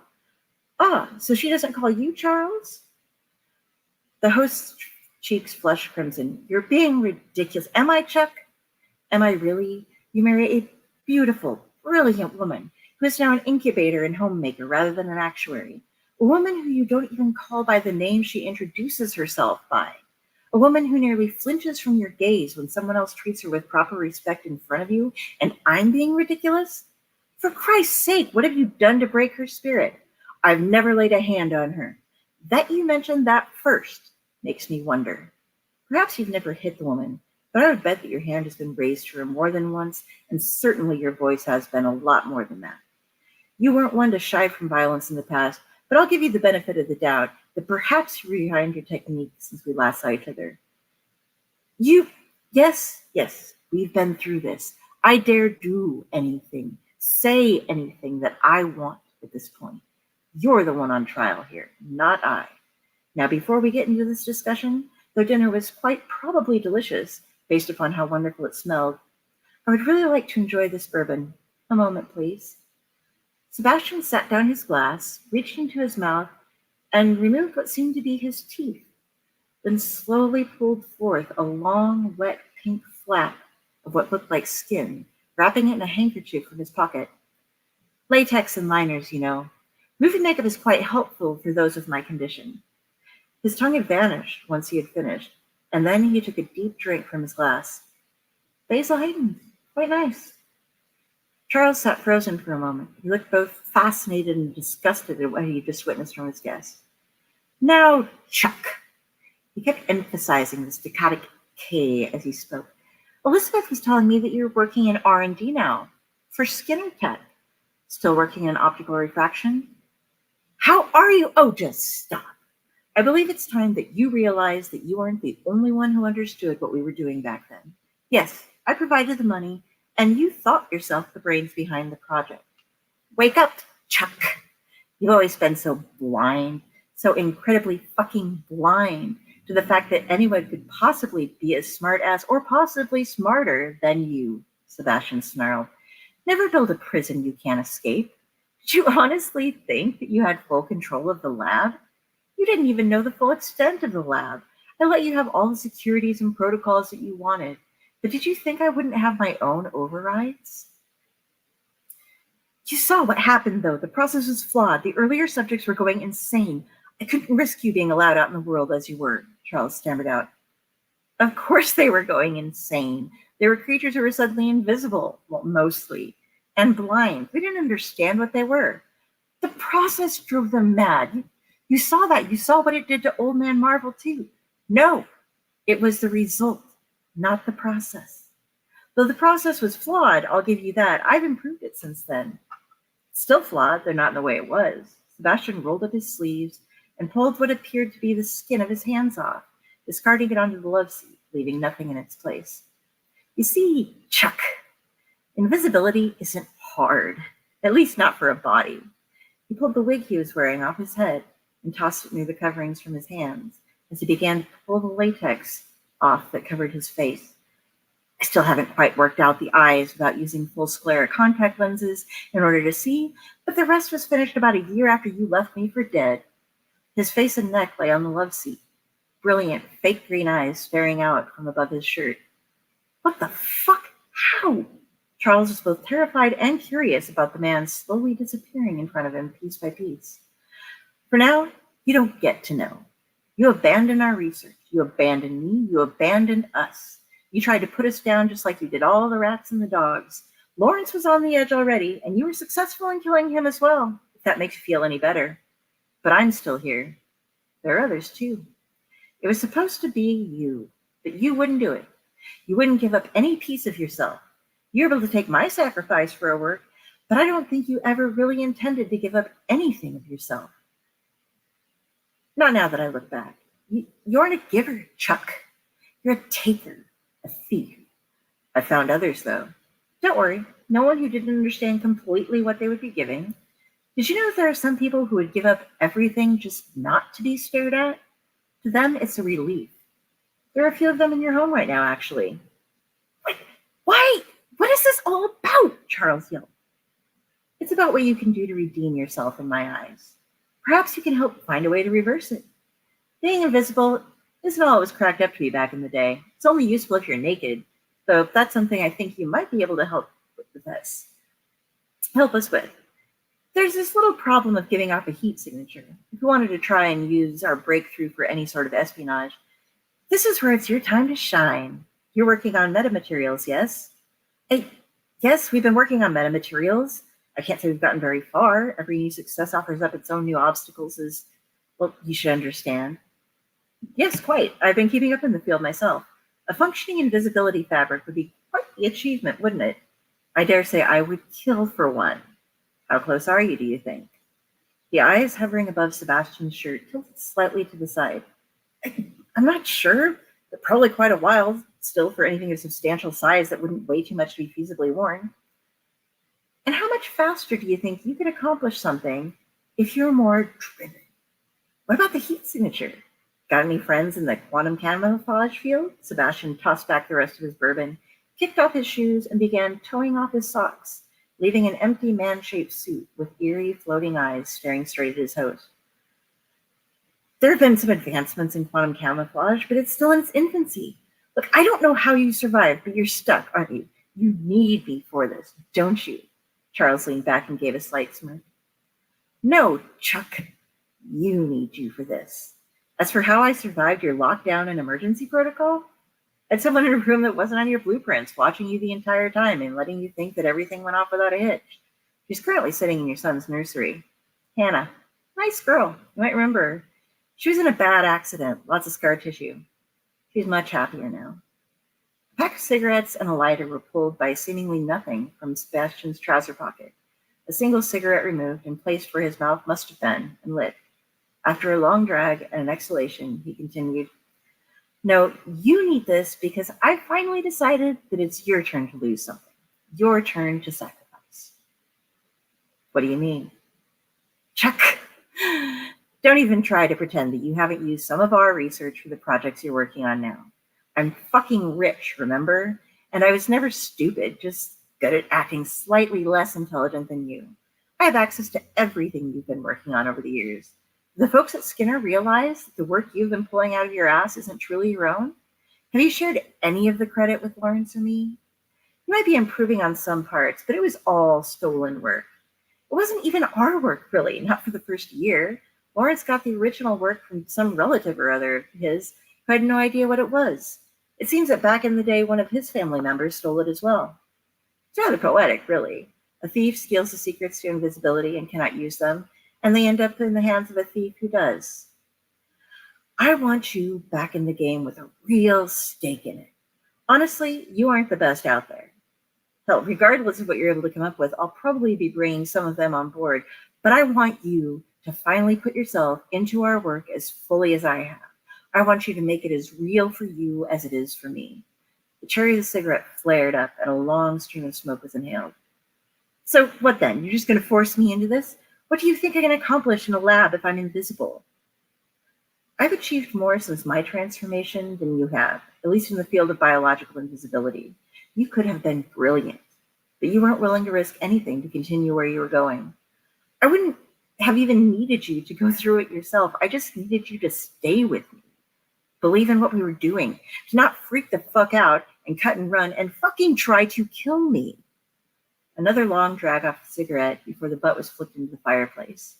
The suit moved towards the drinks cabinet with the glass apparently in hand and the bottle of bourbon opened and poured itself to refill it. You did me a bit of a favor by killing me, actually. I was able to rise from the ashes as a new man, my own long-lost nephew who inherited all of Sebastian Fuller's estate. I have a clean slate. I have a lab. I still have the funds. The glass began to drain itself and was set upon the coffee table as Sebastian removed his shirt and tie, leaving behind just a pair of trousers sitting on the love seat. Actually, I still have the second lab from 10 years ago as well. That was another thing you didn't know about. You did your best to destroy everything we created together with Lawrence. But you had no idea that there was an exact replica of every note, every chemical, every piece of equipment we used sitting a few hundred miles away in another underground lab. You thought to steal all of our progress, but I realized I couldn't trust you, particularly after Hannah. Did you know she actually thought that you loved her? All it took was one look at her after the accident, and you walked out on her. You stole her heart first, then you stole her dignity. You are truly a foul man. I couldn't have stayed with her. Would you have rather I'd pretended when I couldn't bear to look at her? Charles snapped. No, but you could have been decent to her. You never even sent her flowers, for Christ's sake. I doubt you knew when she left the hospital. Sebastian chuckled. She came straight to the lab after that. We converted some of the cells in the sub-basement into a place she could stay. She spent most of her time in the monitoring station I had built down there. She's the reason I'm still alive. She couldn't just stand to watch you steal my life as well. Charles finished his brandy and poured himself another. You are one paranoid bastard. You know that? But Chuck, I am one alive paranoid bastard. So you can't blame me. Although your attendance at my funeral was quite touching. The empty casket was a nice touch. The bourbon glass was raised and nearly emptied again when the trousers stood up and were removed. I'm so glad you have a fire going. It gets quite chilly like this. I should thank Elizabeth for that, I suppose. There was now nothing left visible of Sebastian but his eyes. I think we've gotten most of the pleasantries and perhaps some of the unpleasantries as well out of the way now. It's time to see what type of man you are now, Chuck. Are you still a bastard? What do you value the most? What can I take from you? I thought that you wanted me to come help you. Isn't that enough? No, I said I wanted you to truly have a stake in it this time. Not your name, not your reputation. Something to keep you from doing what you did last time and running off with all of the breakthroughs we've achieved and leaving us to burn. I'm going to offer you a deal. You get a choice. Yourself, your wife, or your son. One of you will be joining me in my condition to light a bit of spark under your ass, as they say. Green eyes meandered around the room. A hovering, nearly empty glass of bourbon kept up with them. There's no way that's going to happen. I can still see you, enough to end you. Charles jumped up from his seat and snatched a poker from the fireplace. Sebastian chuckled again. Good show! But what about young Robert and the lovely Elizabeth? I told you, I have people in your house. Take a swing at me and you'll never see them again. At least, not entirely in any case. The glass of bourbon was finished and floated over to slam into the table. The fire poker was suddenly wrenched from Charles' hand and swung in low to hit him in his knees. Sit down. Do not test me again. The poker flew across the room and landed on the floor. Charles cried out and was wincing over his knee. He sat back down in his chair gingerly. Okay, I'm sitting. Now what? Now? As I said, you decide which of the three people who live in this house is going to become invisible. Which one will motivate you into assisting us to break the scientific barriers we need to cross? Will it be you, your wife, or your son? Perhaps we'll even find a cure if we try hard enough. You've already reduced your wife to a shadow. Perhaps I should remove her from the equation. Monster! You would fucking hell, Chuck, no! I meant that she would no longer be a choice. Not that I would lay a finger on her. You're the killer, Chuck. Not me. Now stop dilly-dallying. I've made this much easier for you. Are you going to join me in this venture to help yourself? Or will Daddy be trying to help his little boy to become one of the greatest achievements in science? The light from the fire glowed eerily off of Sebastian's contacts as he stared down at Charles. His face had long since gone scarlet in anger, and his fists were balled up so tightly they were white. He seemed to bounce between fury and fear as he stared up those two floating eyes that were all he could see of Sebastian. It's going to have to be Robert. As an infant, he'll adjust much easier. Perhaps something with hormone changes as he grows up will help counter the effects, he stammered. Well, fuck, Chuck. You're just as much of a bastard as you always have been. That's quite the achievement. You're going to feel a little prick, and then a needle materialized from behind the chair Charles had been sitting in, rising from the back to the side where it jabbed him in the neck, causing him to almost instantly collapse. Charles awoke, strapped down to a gurney of some sort. He was in a bare room with white walls and white lights. A hammer seemed to be trying to do its best to beat its way out of his skull, and he was parched. He tried shouting for help for a few minutes, and then the door opened up. A pair of green eyes looked down at him. It was nearly absurd seeing those strange eyes coupled with jeans and a t-shirt. Finally awake then? Wonderful. In case you were wondering, you decided to run into town with me for a drink a couple of nights ago and died in a car accident. You texted Elizabeth about it. The car caught on fire and there wasn't much left. I'd gone a bit ahead of you to change clothes back at the hotel. When I heard what happened, I immediately rushed to see if there's anything I could do. I think he'll be quite fine, though. She's a strong woman. She'll do well. Your funeral is tomorrow. They're going to live stream it. Isn't that incredible? I had to attend my own. I chose Bobby, though. I chose him. Yes, you did. Like the utter bastard that you are. That was part of your judgment. I'd really hoped you would just sign on yourself. You're going to be put through the process. You're going to try and find a way to fix it or to enhance it. And because you would rather sacrifice your son, you are going to be kept in the lab, locked in rooms you will never escape from. You will have your contacts removed when you are not working. You will have a straitjacket for when you are alone, just a precaution in case you go mad, and you will never see your family again. Personally, I think you'll miss your freedom more, but there's always a chance you'll change. Shoulders of the t-shirt shrugged. Hannah will be in a little bit to give you something to eat, some water, change your IV, all of that nonsense.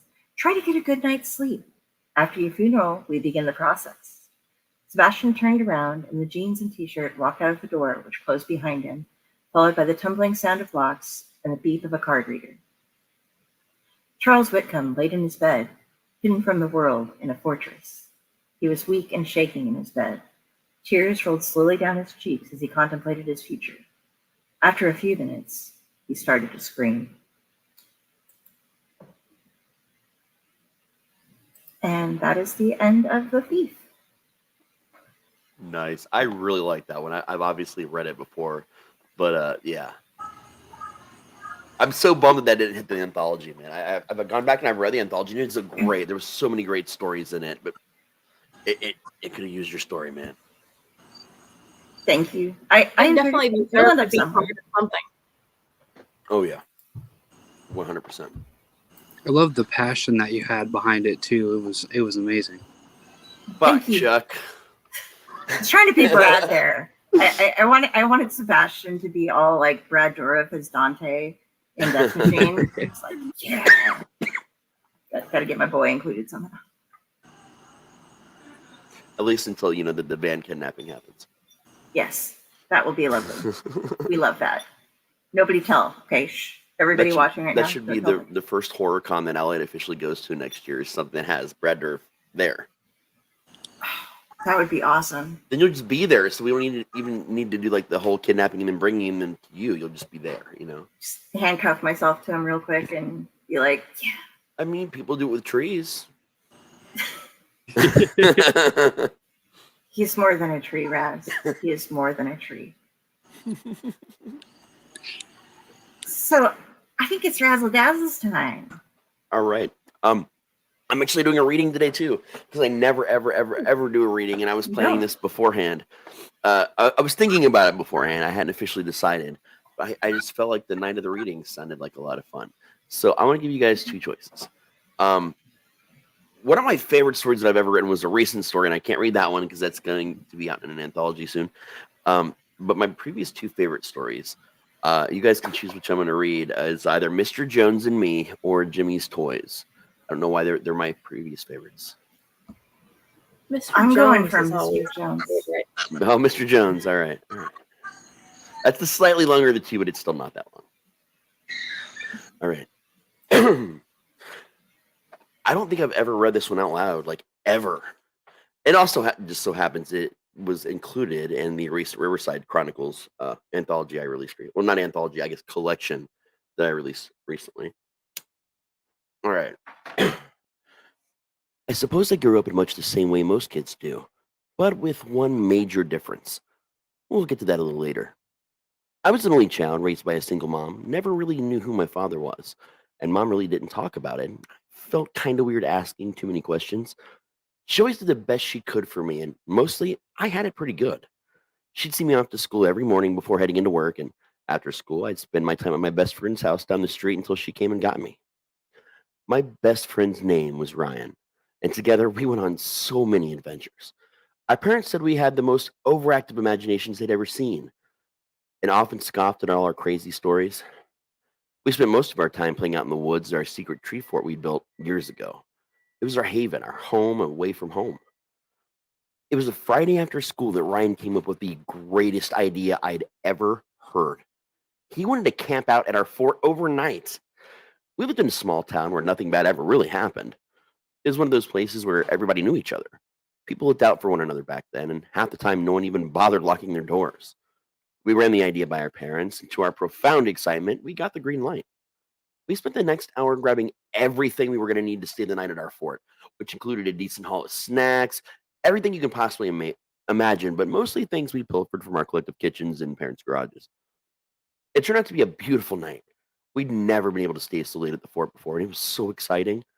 We started it off with the customary ghost stories told by flashlight. Once we got ourselves all good and worked up, we decided it was time to do some exploring. It was the moment we had been most looking forward to. The woods were more alive at night somehow, as if powered by some magical force that our minds had conjured up. We left the safety of our fort and slipped into the growing darkness between the trees. Every sound had us on edge, our flashlights dancing around like an epilepsy-induced light show. And that one's for you, Dal. That didn't stop us, though, and we continued until we hit some unfamiliar territory. We'd never gone this far before during the day, and weren't sure really what to expect at night. We stopped when we came across a small ramshackle of a cottage just sitting there amidst the overgrowth. We did what every curious I cannot talk today, oh my god. We did what every curious kid would do in that situation. Get inside. It was easy enough with no lock to speak of. The door creaked and moaned as we forced it open. Our flashlight swept from left to right, illuminating the meager furnishings within. It was just one giant room with a bed against a far wall and a rocking chair with a small table and an oil-burning lamp in the middle. There was even an old wood-burning stove in the far left corner that looked in decent working shape. The entire shack seemed eerily clean for a place that looked so abandoned from the outside. I suddenly felt very nervous and glanced over at Ryan for some support. "Who do you think lives here?" I asked with some trepidation.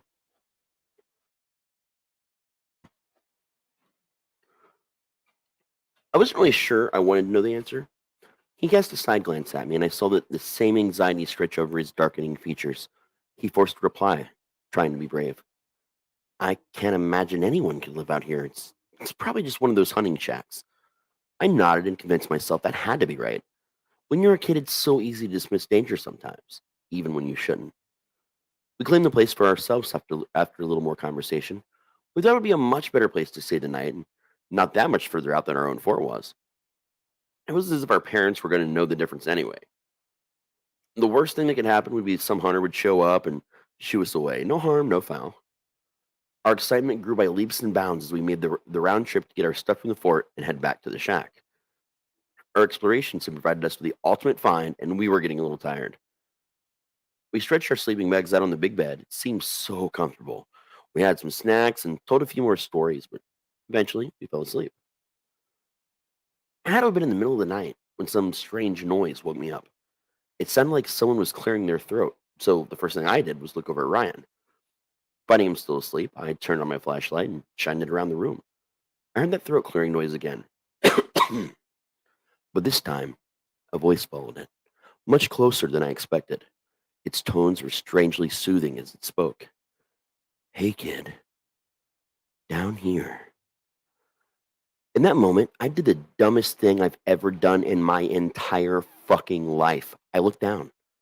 Laying there on the floor, half under the bed, was the most terrifying sight I'd ever seen. From what I could see of it, the thing that spoke was about a quarter of my size. It had long, spindly fingers that idly rubbed against the edge of the bed. Its mottled gray skin sort of hung from a thin, lanky frame. Enormous, razor-edged teeth filled its sickeningly sweet smile. Its eyes a strange pale yellow, and it smelled of dirty lake water and rotten eggs. Before I could even so much as scream, it held one of those impossibly long fingers to its mouth to shush me. And for some reason I can't explain, I obliged. We sat there in silence, just staring at each other for what felt like an eternity. Eventually, it broke the silence. So, tell me, Aaron, what brings you and your little friend to my home? It's a little rude, I must say. How would you like it if I broke into your home, hmm? Oh, God, how did it know my name? I couldn't speak. I couldn't move. I just laid there, unable to look away from it. It sensed the fear that must have been radiating off me in waves. It spoke again. I can see you are not a little boy of many words, Aaron. So how about I do all the talking? With wide eyes, I forced myself to nod. We were going to die here. I knew it. I envied Ryan more than anything at that moment. He'd never have to see the thing that would end us. The creature continued, as if we were having a pleasant conversation. That, more than anything, I think, was what inevitably made me piss myself. Good, good. So, here's what's going to happen, Aaron. You're going to let your little friend Ryan sleep. Don't bother waking him up. It won't make a difference. As long as you stay right where you are, you have nothing to fear from me. If you step 1 foot off that bed tonight, however, I'm going to drag you under here and eat you. Does that sound fair? It seems fair to me. Again, I could only nod as I stared at him. What I didn't understand was the game we were playing. It could have yanked me right out of the bed and eaten me any time it wanted to, yet here it was, offering some strange reprieve. I kept the flashlight on and scooted a little closer to Ryan. It spoke one last time before sliding itself back under the bed. Sweet dreams, Aaron. As if I was ever going to sleep again. The only upside of having pissed myself was having a now empty bladder, further ensuring my need to never leave the bed again. I lay there like that. I lay there like that all night, staring at that spot on the floor where the monster had been. Sometime later, light crept its way through the cracks in the shack, and Ryan finally woke up. I did my best to pack up and carry things in such a way as to hide my late night urination. I really didn't feel like talking about what happened until we were at least back home. Ryan was still so excited and joining on and on about the shack and what a great night he had and what a great find it was. I didn't want to ruin it for him, so I just nodded and agreed at all the appropriate times. Even though I knew he was my best friend and that he would surely believe me, I was having trouble believing myself. Maybe it had just been a weird, I don't know, a horrible nightmare. It was more than possible, and I just kind of chalked it up to that. It was a weird night in a strange place. Bad dreams happen in even safe environments, right? Once we were back in the relative safety of Ryan's house, I quickly changed my clothes and stuffed the wet ones in a plastic bag that had held snacks the night before. I was feeling calmer now and told Ryan about the horrible nightmare I had had, blowing it off at this point. He listened in rapt attention, and when I was done, he took a deep breath before talking. That sounds scary as hell, Aaron. Good thing it was only a nightmare, huh? I quickly agreed with him, and we made plans for him to spend the night at my house. Mom had the rest of the weekend off and agreed to it, and I think Ryan's parents were just glad to have a little break. Mom came, and she picked us up. The first thing we did was take turns having a shower to wash off the stink of the woods, still clinging to our clothes and hair. Feeling clean after the night before was the best feeling in the entire world. It's not that I forgot about the dream or anything. I was just so busy having fun with Ryan that I guess somewhere along the line I decided not to dwell on it. We sat around playing my Nintendo, and Contra was the game of our day. All cheat coded up. Yeah, I still have that cheat code memorized even after all these years. Anyway, eventually, night rolled back around. Ryan and I conned my mom into letting us hook up the VCR in my room so we could watch some scary movies. She turned in earlier and left us to our own devices, which suited us just fine. We made some popcorn, grabbed some Pop-Tarts and soda, and geared up for a marathon. We planned to stay up till dawn, watching all the classics. It was going to be the significant achievement of our young lives. I think we both ended up passing out around 2 in the morning, but it was still the longest we'd ever made it. I remember being woken up by a strangely familiar sound. One I had not expected, even though perhaps I should have. Someone or something was clearing its throat. The voice drifted up from the floor somewhere. But this time, I didn't look. I didn't even so much as turn on the light or make a single noise. Instead, I just pretended to be asleep. I thought that if I just kept my eyes closed, it would go away. I should have known better. That voice drifted up to me with its far too relaxed and chilling tones. I know you're awake, Aaron. So, this is what your house looks like. It's bigger than I expected. There's so much room under here. I bet if I could, I bet if I tried, I could fit you both down here so easily. I shuddered and bit my lip hard enough to draw blood. Gently, I laid a hand on Ryan to wake him up. I'd be damned if I was going to go through this alone ever again. His eyes drifted open lazily, and put a finger to my lips and pointed to the floor. His eyes went wide, and he nodded ever so slightly. This was not lost on the monster underneath my bed. It spoke once again. Ah, Ryan, welcome to the party. Let me fill you in on the rules. You leave the bed, I eat you. Should have had all those sodas, boys. It's gonna be a long night. We lay there in silence after that, neither of us able to sleep. There's no way we were both having the same dream. It had to be real. Why did we go into that fucking shack? This is a question I still ask myself every single day. The monster said goodnight, eventually, but we knew he'd still be there till morning. My mom came in to wake us up and found us both shaking and pale. We tried to tell her what had happened, but of course she blamed the movies we'd watched the night before, even though we scarcely watched them. The more we insisted our monster was real, the angrier she got. Eventually, it led to scary things being banned in the house for a while. That was fine with me, though. I'd had my fill at that point. And since we had school the next day and Ryan hadn't finished his homework yet, Mom and I took him home. We gave each other a knowing glance before we parted ways. That night, I laid every booby trap under that fucking bed that I could think of. There were tripwires made from fishing string from my dad's garage attached to the bells on my old bike. There were Legos sprinkled all around the borders.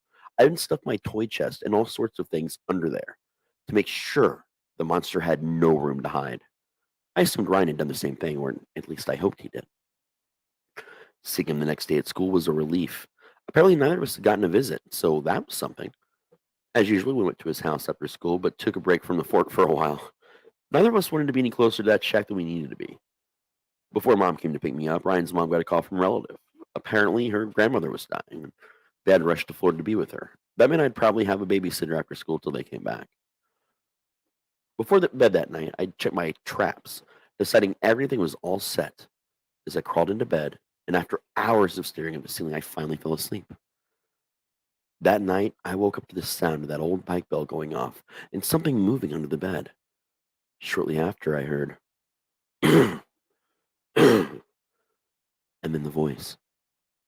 Is this how you treat all your guests, Aaron? What a rude child you are indeed. How about we call a truce? Perhaps you and I got off on the wrong foot after all. I sure could use some company, Aaron. It gets lonely living under people's beds, I couldn't believe what I was hearing. I'd seen that movie Little Monsters, and even though I secretly wished for my very own Maurice, the reality of it was far too frightening to consider. This time, I spoke to it directly. So, why do you hide under people's beds? The creature chuckled gently. It's sort of my job. I'm a monster, you must realize. Would you like to play a new game, Aaron? What sort of game? I replied. He was quick to answer. Any game you want, of course. I see you have an electronic battleship under here. I stopped to really consider what was going on. Was it possible this was a friendly monster? Until a few days ago, I hadn't really thought monsters existed at all. And hadn't he wanted to eat us? Something about this seemed too good to be true. Its voice was so soothing. And if not for its appearance, I might have left the bed. So, no game then? I shook my head a bit and looked into his fiendish eyes. He responded soon after. A pity, but I understand. We barely know each other. In fact, you don't even know my name. Silly me. You, my boy, may call me Mr. Jones. We kept up the conversation most of the night. We talked about comics and movies and food and pretty much all the stuff that kids my age were interested in. This happened every night that Ryan was gone. which is pretty much for the rest of the week. Every night, the monster would ask to play a game and try to get me off the bed, and every night I'd decline, and we'd talk instead. On the last night, though, things got admittedly stranger, if that was even possible. I cleared a space for it and sat patiently waiting for his return. As always, the sound of a clearing throat signaled me to its arrival. Good to see you, Aaron, it said. Evening, Mr. Jones. Did you have a good day?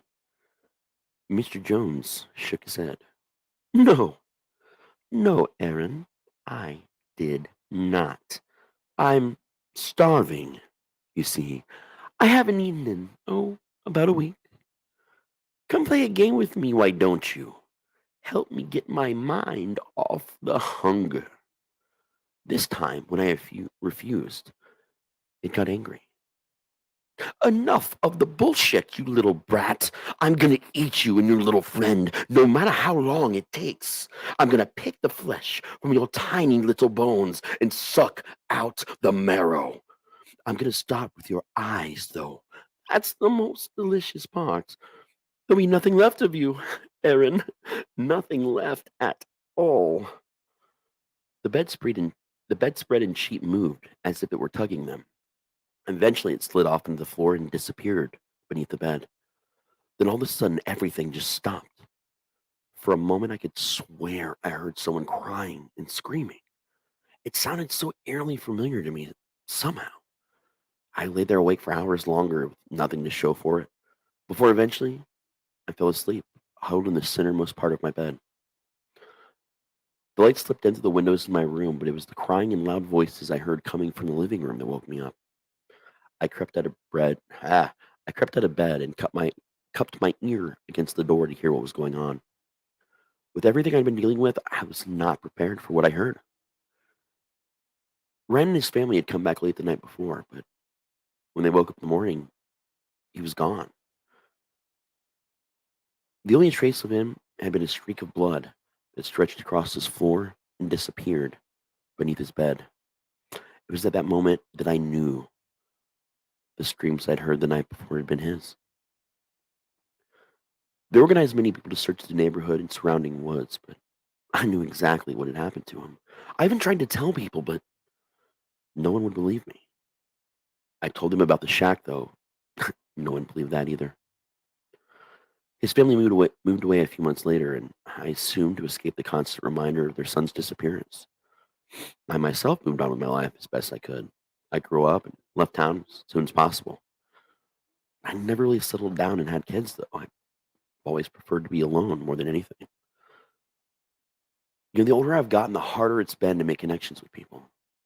I barely even have any friends, maybe the people I work with. And as I sit here telling you this, I can't help but miss my best friend. Even after all these years, the memories of it seem so fresh. I know that any time now I'll hear what I've been waiting for. But tonight will be different. I can't keep going on like this. No, tonight it ends.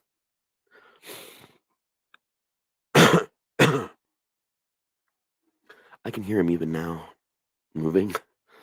Under my bed, I heard him clear his throat. Now he's begging me to come out. I can even hear the sounds of Ryan screaming and begging to be let free from who knows where. And I can see those long, spindly fingers rising over the edge as he starts to pull on the bedspread and the sheets. And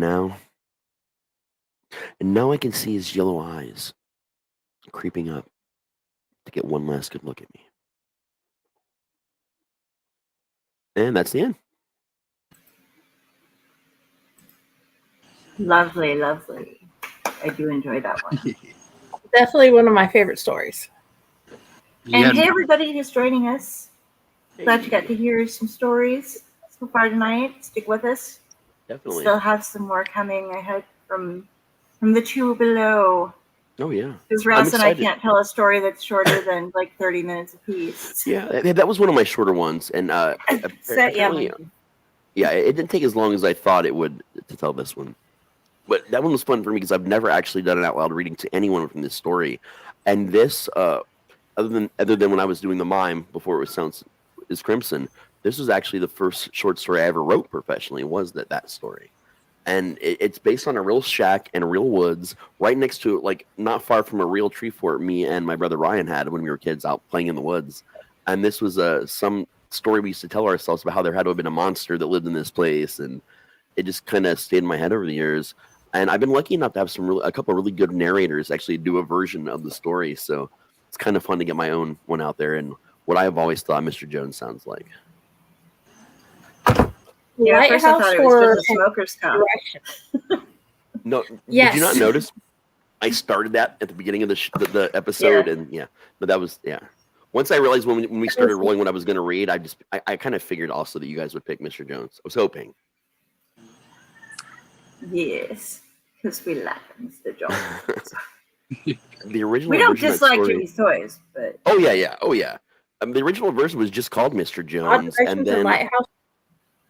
And then I joined No Sleep, and everybody's like, no, you got to have like catchier clickbait titles for people to want to click and read your story. So I was like, Mr. Jones ... and me, because that Counting Crow song is one of those songs that gets in your head that when you hear like a bar of it, it just stays there. So I thought, give it a shot.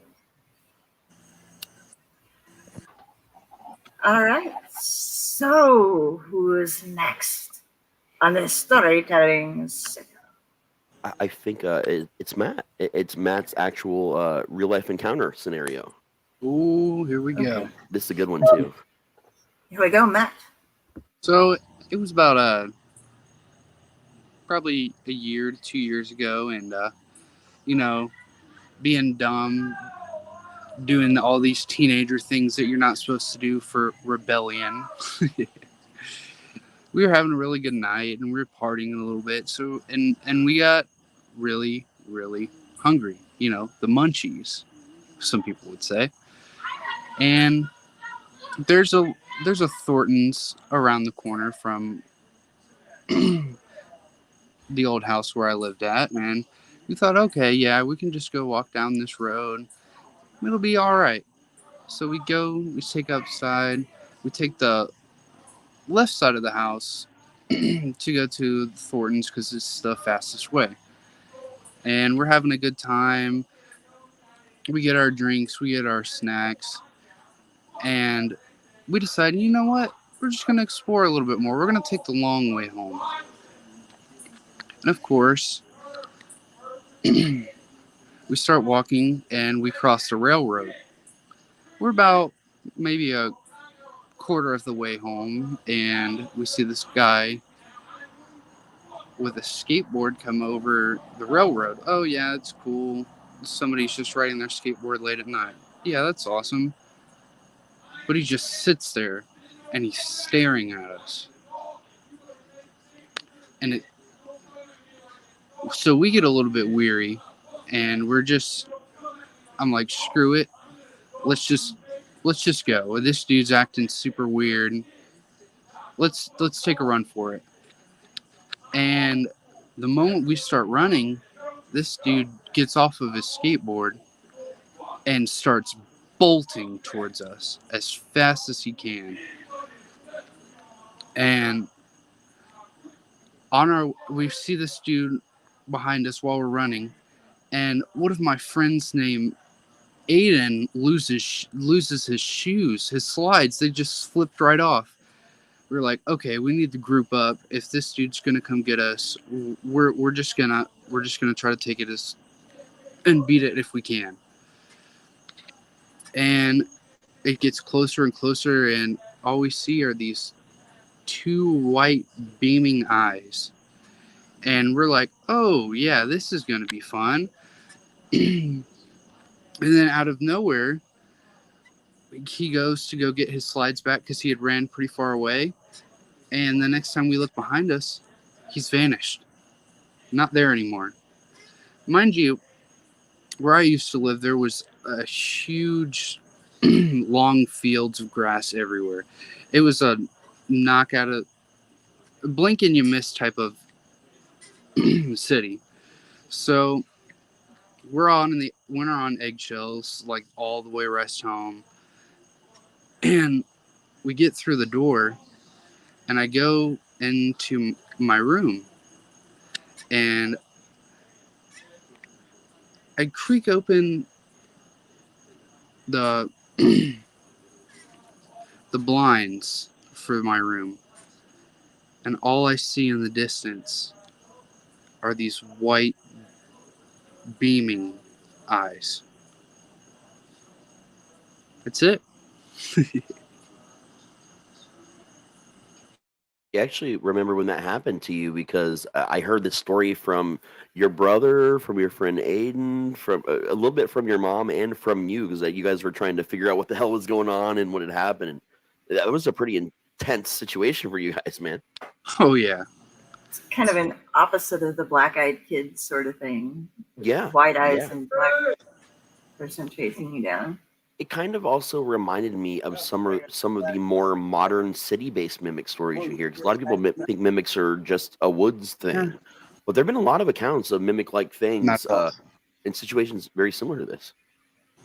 And especially with all the woods, I mean, they were in a rural area, but there was still enough of people around for it to have the sense to dress approximately human. Mm-hmm. And the skateboard thing, I'd be like, can you ollie? Okay, can you do a kickflip? Yeah, we just thought it was some random person on the skateboard, man, and then just drops and bolts. We're like, whoa, what is going on? But that was always my favorite thing to do as skaters. I love you skaters, by the way, and Tony Hawk. But if you ever ask, if you see somebody on a skateboard and they're being cocky, it's only if they're being cocky do you do it. Do you ask them to do a simple trick? Hey, can you do a kickflip? And when they go, they're like, dude, I can't just do a kickflip. I can do it. And they rattle off some ridiculously long new name thing with whatever the cool words are at the time. Yeah. And they'll go and try to do that, and then they won't. And then they'll try to slide down a rail over 4 flights of stairs and do a jumping spin while they're doing that, and they will face plant it. And by the time they finally get done trying to show you the coolest thing they do, they can't even ollie or kickflip. So only if you have a cocky one, though, because skaters are awesome. Oh yeah. So, yeah. I was a quad skater and a rollerblader, but I was way too fat and uncoordinated for a skateboard. I got pulled on one once. They just held my hands, and I was tired, so I'm just like, "Oh, you guys walk me home." We'd But stand I on can't it, skate at all. grab the bumper of somebody's car and go through the neighborhood, just standing on it to pretend we were actually skating. We did that a couple times growing. Even roller skating, I wasn't terrible at, but in my dreams, some of you followers might know, I dream a lot. I sleep 10 to 12 hours a day on average. And my dreams are insanely detailed, and I remember all of them and all of the parts mostly. And I'm a roller skater, they're like roller blades that work as ice skates too, because I can kind of do a whoosh side thing and stop. And I'm the most coordinated person in the world in my dreams, and it's so awesome. So that's a good 30% of them, I'd say. I am skating during, so I'm just oh yeah, getting brown. Normally, I can't walk through a room without falling down and breaking something. I have broken so many toes. I literally have the surgical tape stuff right here to just fix them, because that just I can't walk through a room without face. I stopped myself from falling into my kitchen one time by using my head to catch the doorway entry. That's how Del rolls. I just screwed away for it. I'm what happened? I was trying to go into the kitchen, and yes, I fell, and yes, I used my head to stop it. Why not your hands? Because I was holding 2 sodas. I had to use my head. I think I spent an enormous chunk of my childhood on skates, man. We'd get 9-volt batteries and little strings of Christmas lights and put underlights on our skates and tape them up there. I did barrel jumping, speed skating, boogie bouncing, you name it. If it was skates, I did it. I was into it, man. And it was such an enormous part of my life for so long. I loved it. And I still miss it a lot. The last time I tried to go skating was around when Michelle and I were first getting together. We had this date where we played mini golf, and right next to mini golf was a roller skating rink. And I did it, and I I still remember how to go sideways, backwards. I'm going forwards, and Michelle's just like, how? I'm like, I didn't know I could still do this. And this is even like rental skates, not even a pair, because I hadn't owned a pair in years at that point in time. And if you don't know this, rental skates are not great because they're never aligned. So you can try and skate straight, but you're really like just doing this shit. It's crazy. And Michelle made it around, I think, the ring once or twice. And she looked at me, she said, I'm done. Never again. I did a few more by myself, and I got off the floor and I said, yeah, I'm too old for this. And I hurt from head to toe for like 4 days after that. But I didn't fall. I didn't fall once. And I also didn't try and do any jumps or go very fast. Just, Oh, dude, in my dreams, I'm all parkouring and shit, like rolling off the sides. And then I have to wait tables, and it's like I'm the only one waiting table. Yeah, it's just like, are you guys some sort of 50 cent? No, it's just me. I just like to wear roller skates. That's what I do. Oh, yeah. We used to do like leapfrog on skates all the time, like just a whole line of people, and we do like leapfrog while we were moving. You try and parkour off a wall off the corner with your skates, and you'd eat it almost every time because no one could really do that. That's not how physics works. But we were pretty sure that we would be the ones that pulled it off, and we never were. We never were. One of the ways that you can get, I used to live in this town called Hooper. It was my hometown, and there was this, it was a village, I guess, like 600 and some people, whatever. And then there was the town called Fremont, and it had this little interstate thing. And in my dreams, it's always turned into this, it's like a roller coaster almost. Like there's upside down loops and stuff. So if you want to get in my dream world, you can only take certain types of transportation to get from one place to another. It's like the Barbie movie then. Like I've got to take the jet ski and but it's like, okay, if you want to go from Hooper to Scribner, you have to take the train. If you want to go from Hooper to Fremont, you can use a bicycle or you can roller skate. And like I get to the thing, I'm like, okay, I got to go upside down to get, like, it never occurs to me that I can just jump from this place to the road or like just walk around it. So far, the only thing you're missing from the Barbie movie is just the rocket ship. Okay, well, here's the one that's fun. If I'm in my grandparents' cabin just outside of Tacoma, near the Missouri River, I can go into the river and swim it, mostly underwater. I can breathe underwater, to Omaha. Of course, and I will get there. I will get there, and I will take this huge flight of stairs, and I will get out, and I will be in a water park that starts in Omaha and ends in Lincoln. And so I have to get up to the very top level of the water thing so that I can ride it to go into Lincoln. And then I can connect. But I also, like, if I go to Kearney, there's a train that gets me there. And then there's this other train station that goes around. And I can, like, get through places. And I'm going to stop now. I'm sorry. I just started explaining my entire dream to people. And it's just like, I'm just over here thinking, the underwater levels. There's so many different levels of things that go on. I have places that I can only find on a map and then actuate in my mind to get down to that it takes place in ancient times, something that raised up a small island by China and has like these huge flowers that you can go to, and it's like a resort, but you can only visit it if you know how to find it on the map in the past and can self-actualize yourself there. Right. So I have 2 ways of favorite travel when in dreamscapes. That's the Jetsons tube, because it's just always looked fun to me. So that's, for some reason, I can just go to a tube and go whoop. And 2, travel by map. I'm talking like a Muppet style. I'll be in a dream and I'll be like, oh man, I need to do this place, but it's far away. And someone always has a map. And I just go, that's where I want to go. And I touch the map, and then there's a little cut scene where you see the little dots going across the map, and then I'm just there. I can my fly, brain works that way. but only in certain ways. Like certain and areas. Sometimes, only in certain places in my dreamscape. And in some of them, it requires me to sit on a bicycle seat. There's no reason. It's just the bicycle seat helps to keep buoyancy and evenness as you go. But it's like a magical bicycle, and a lot of people have them. We're all like hovering around, sitting on bicycle seats. It's kind of weird. The weirdest way I ever traveled in a dream was this very angry llama that kept spitting at people and would not go forward unless you were reciting limericks for some reason. And the dirtier they were, the faster the llama would travel. So. That sounds like a fun little addition in a video game. Like, as fast as you can type in all this stuff, like, the llama keeps going, as long as it recognizes specific words or something. Right. Voice activated. It's the new typing test. Yeah, but if you got quiet, that like the llama would turn around and try and spit at you, so you had to duck it. Yeah, I would not be able to ride the llama.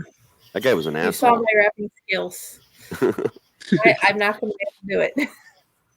I'm just scared to seem like there once was a guy from Nantucket. I won't finish that limerick. I should, but I won't. My limericks are Lovecraftian based usually, so. All mine are dirty, and many of them came from the Leprechaun franchise from my childhood. Yes. Okay. Fair enough. I will not diss the Leprechaun. I have enjoyed the Leprechaun a time or two. Leprechaun in the hood, baby. All right. But we got, where'd he go? He fell down. Oh my God. Ratatosker is so drunk. He fell off the thing. He's drinking some peanut butter screwball whiskey tonight, guys. I don't know if you're fans, but we've been scrolling off, and we went on to Carrie's Dream World, and I'm sorry, okay? Saw this girl the other day. She's 15. She started doing ventriloquism when she was 10. Yeah, she has puppets that she interviews, and Brad Tosker's just sitting here like, he doesn't have a mouth is my excuse. I can't do ventriloquism, but well, he does have a mouth, but it's sealed shut from all of the alcohol that he drinks, and it just coats it. So it's understandable. We've been squirreling off the topic though, and it is time to have our final story of the evening. Yeah, Jenny, are you ready? I'm ready. And yes, Raz, I did go through and I re-edited it before I brought it on tonight. Oh, nice.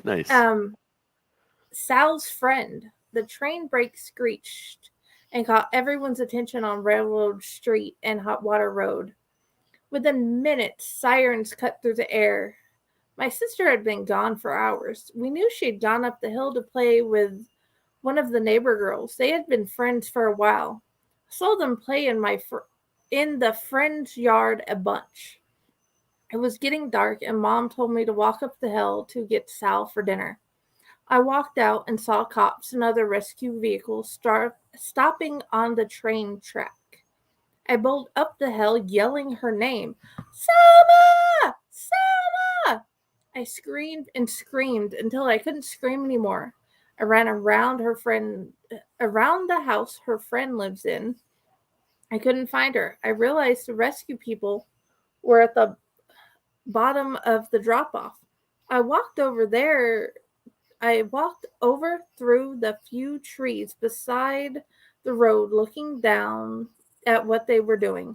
The train had stopped, and there was something gnarled on the track. It was so bloody, I couldn't tell what it was.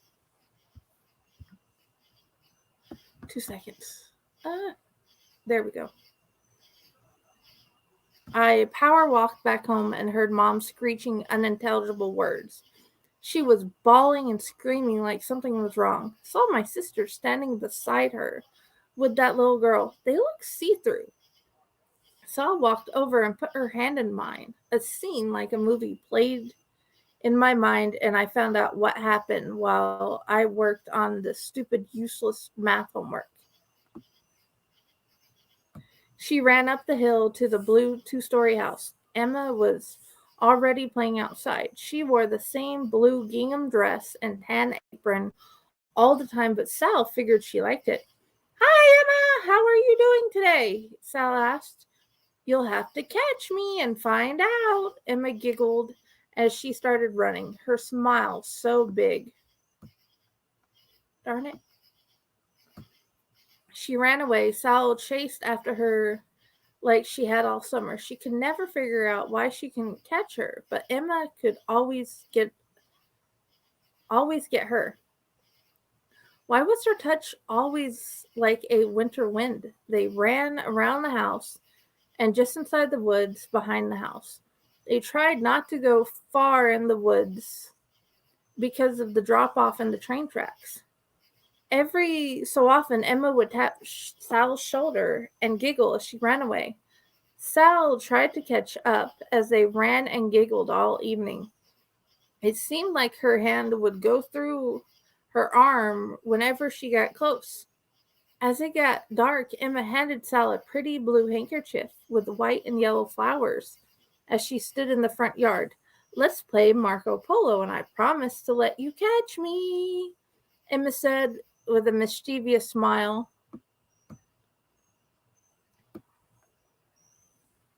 The smile made Sal nervous, but she complied.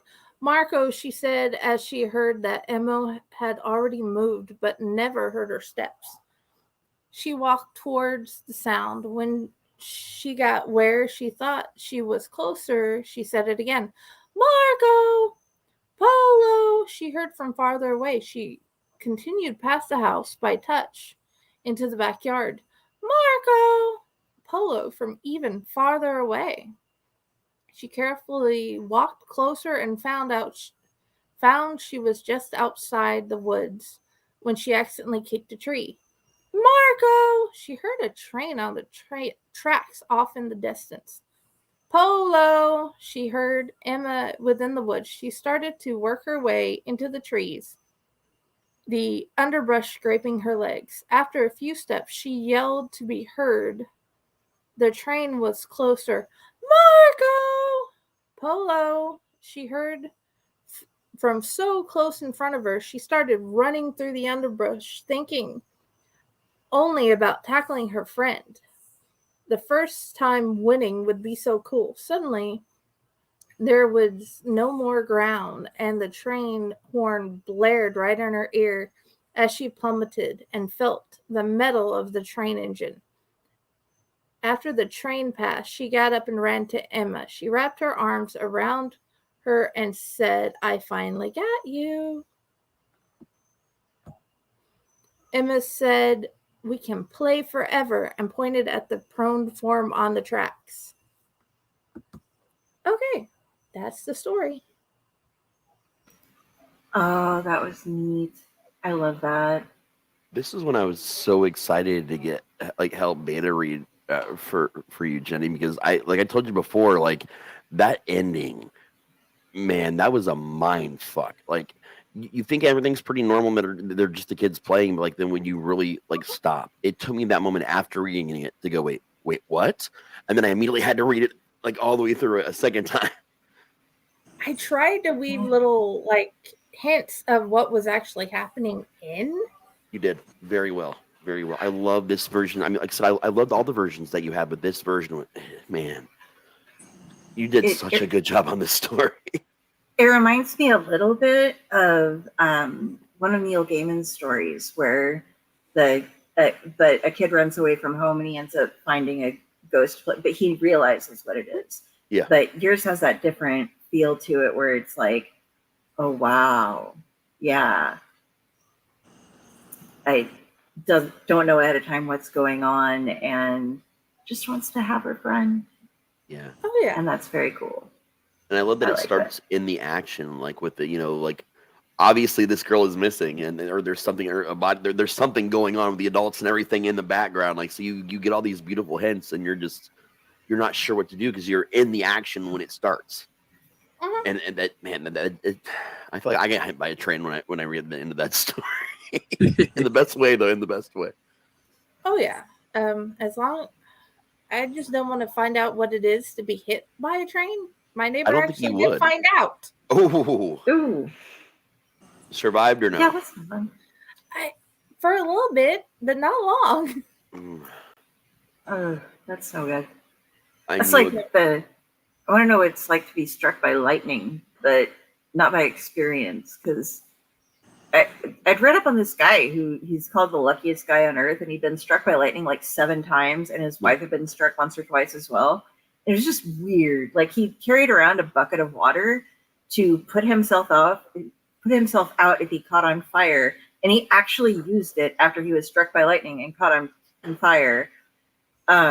He also had an encounter with a bear in a fishing pole. That's a really long story, but I assumed that when people got struck by lightning, then that they just lived. And then a couple of weeks ago on the Clutch, we had Sarah Lenz on, and she was showing one of the pictures that went with it was 3 of her great uncles, all in caskets that had a glass top, that all had they call it lightning flowers. the skin patterns from being struck by lightning. Mm-hmm. They all got struck by the same bolt and died when they were working out on the farm. Yep. I was near a spot. It happened in this street right in front of my old house. Just lightning struck the street, but our garage was like really close. The garage opening's really close to the road, and I'm a dumbass kid, man. I think I'm like maybe 10 or 11, and I was on a cordless phone with the garage door open, just sitting talking. I'm not thinking about shit. And when it hit the street, I guess the discharge of it or something, to this day, I don't understand how lightning like really works like after it hits something.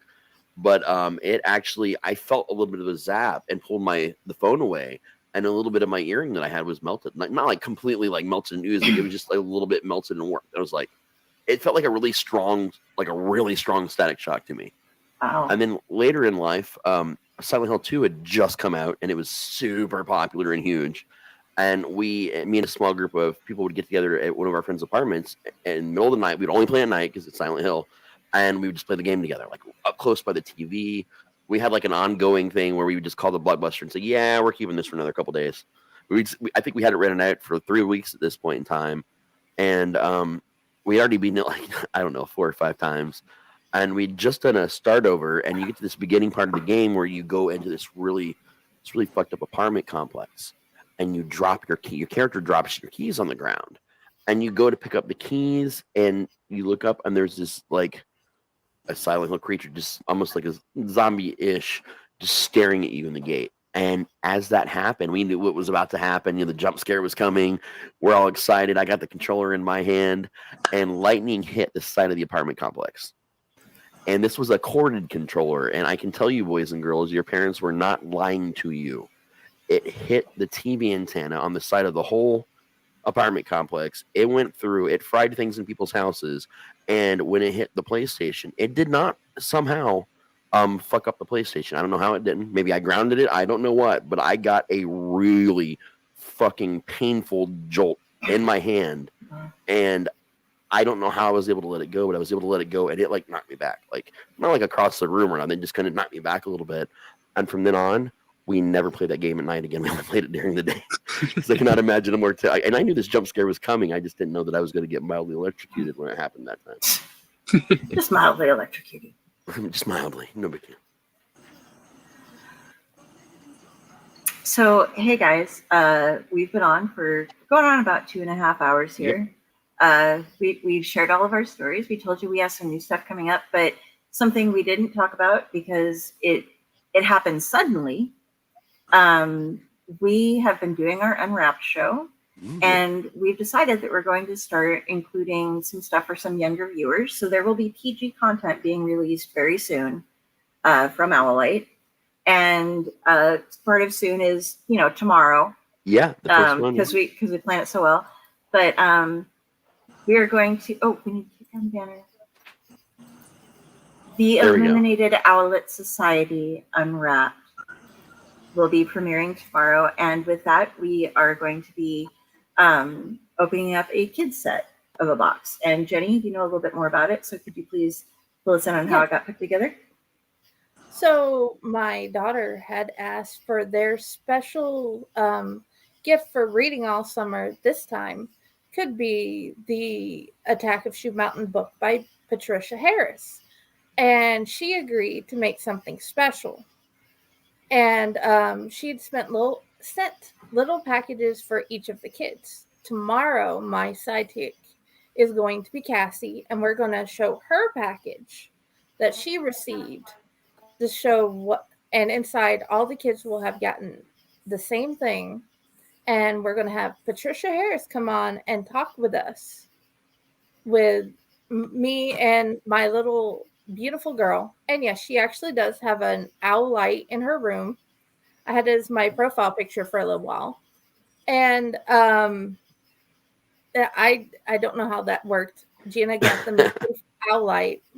The mom of some of the kids who are getting the packages. And then I got invited to be part of the Owl Light Society just right after I got that. And I'm like, okay, just meant to be. That's how it's going to work.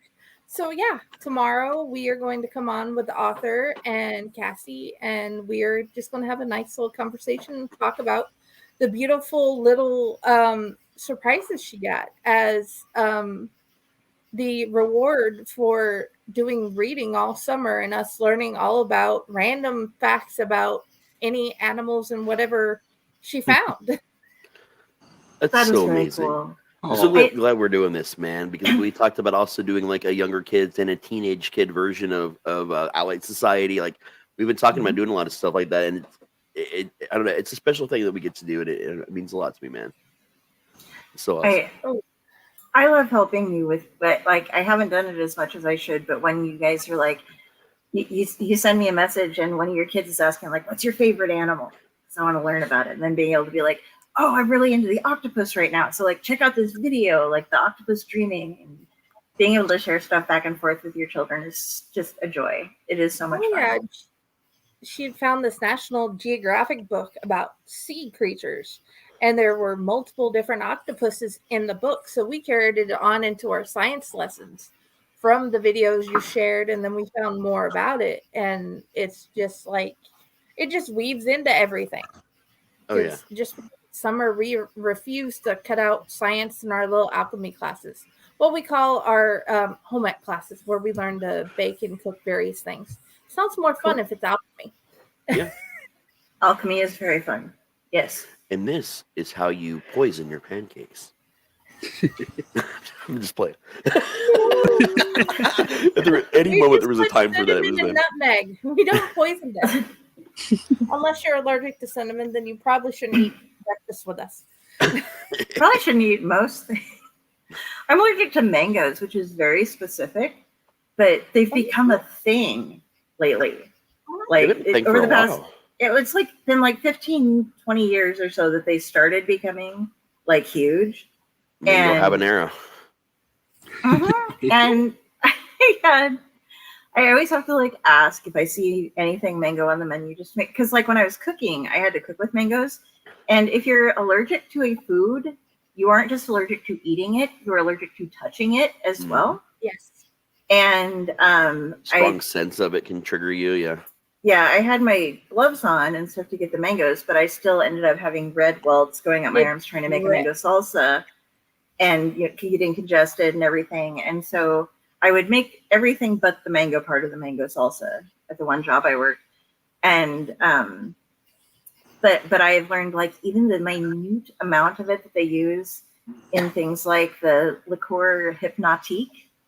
I'm saying all these fancy words right now, but that will like a shot's worth of that will totally have me breaking out in hives and just dying. So I was out the other night with my mom, and we went to this place called Azteca, which is fabulous. You guys live by Omaha, Nebraska at all?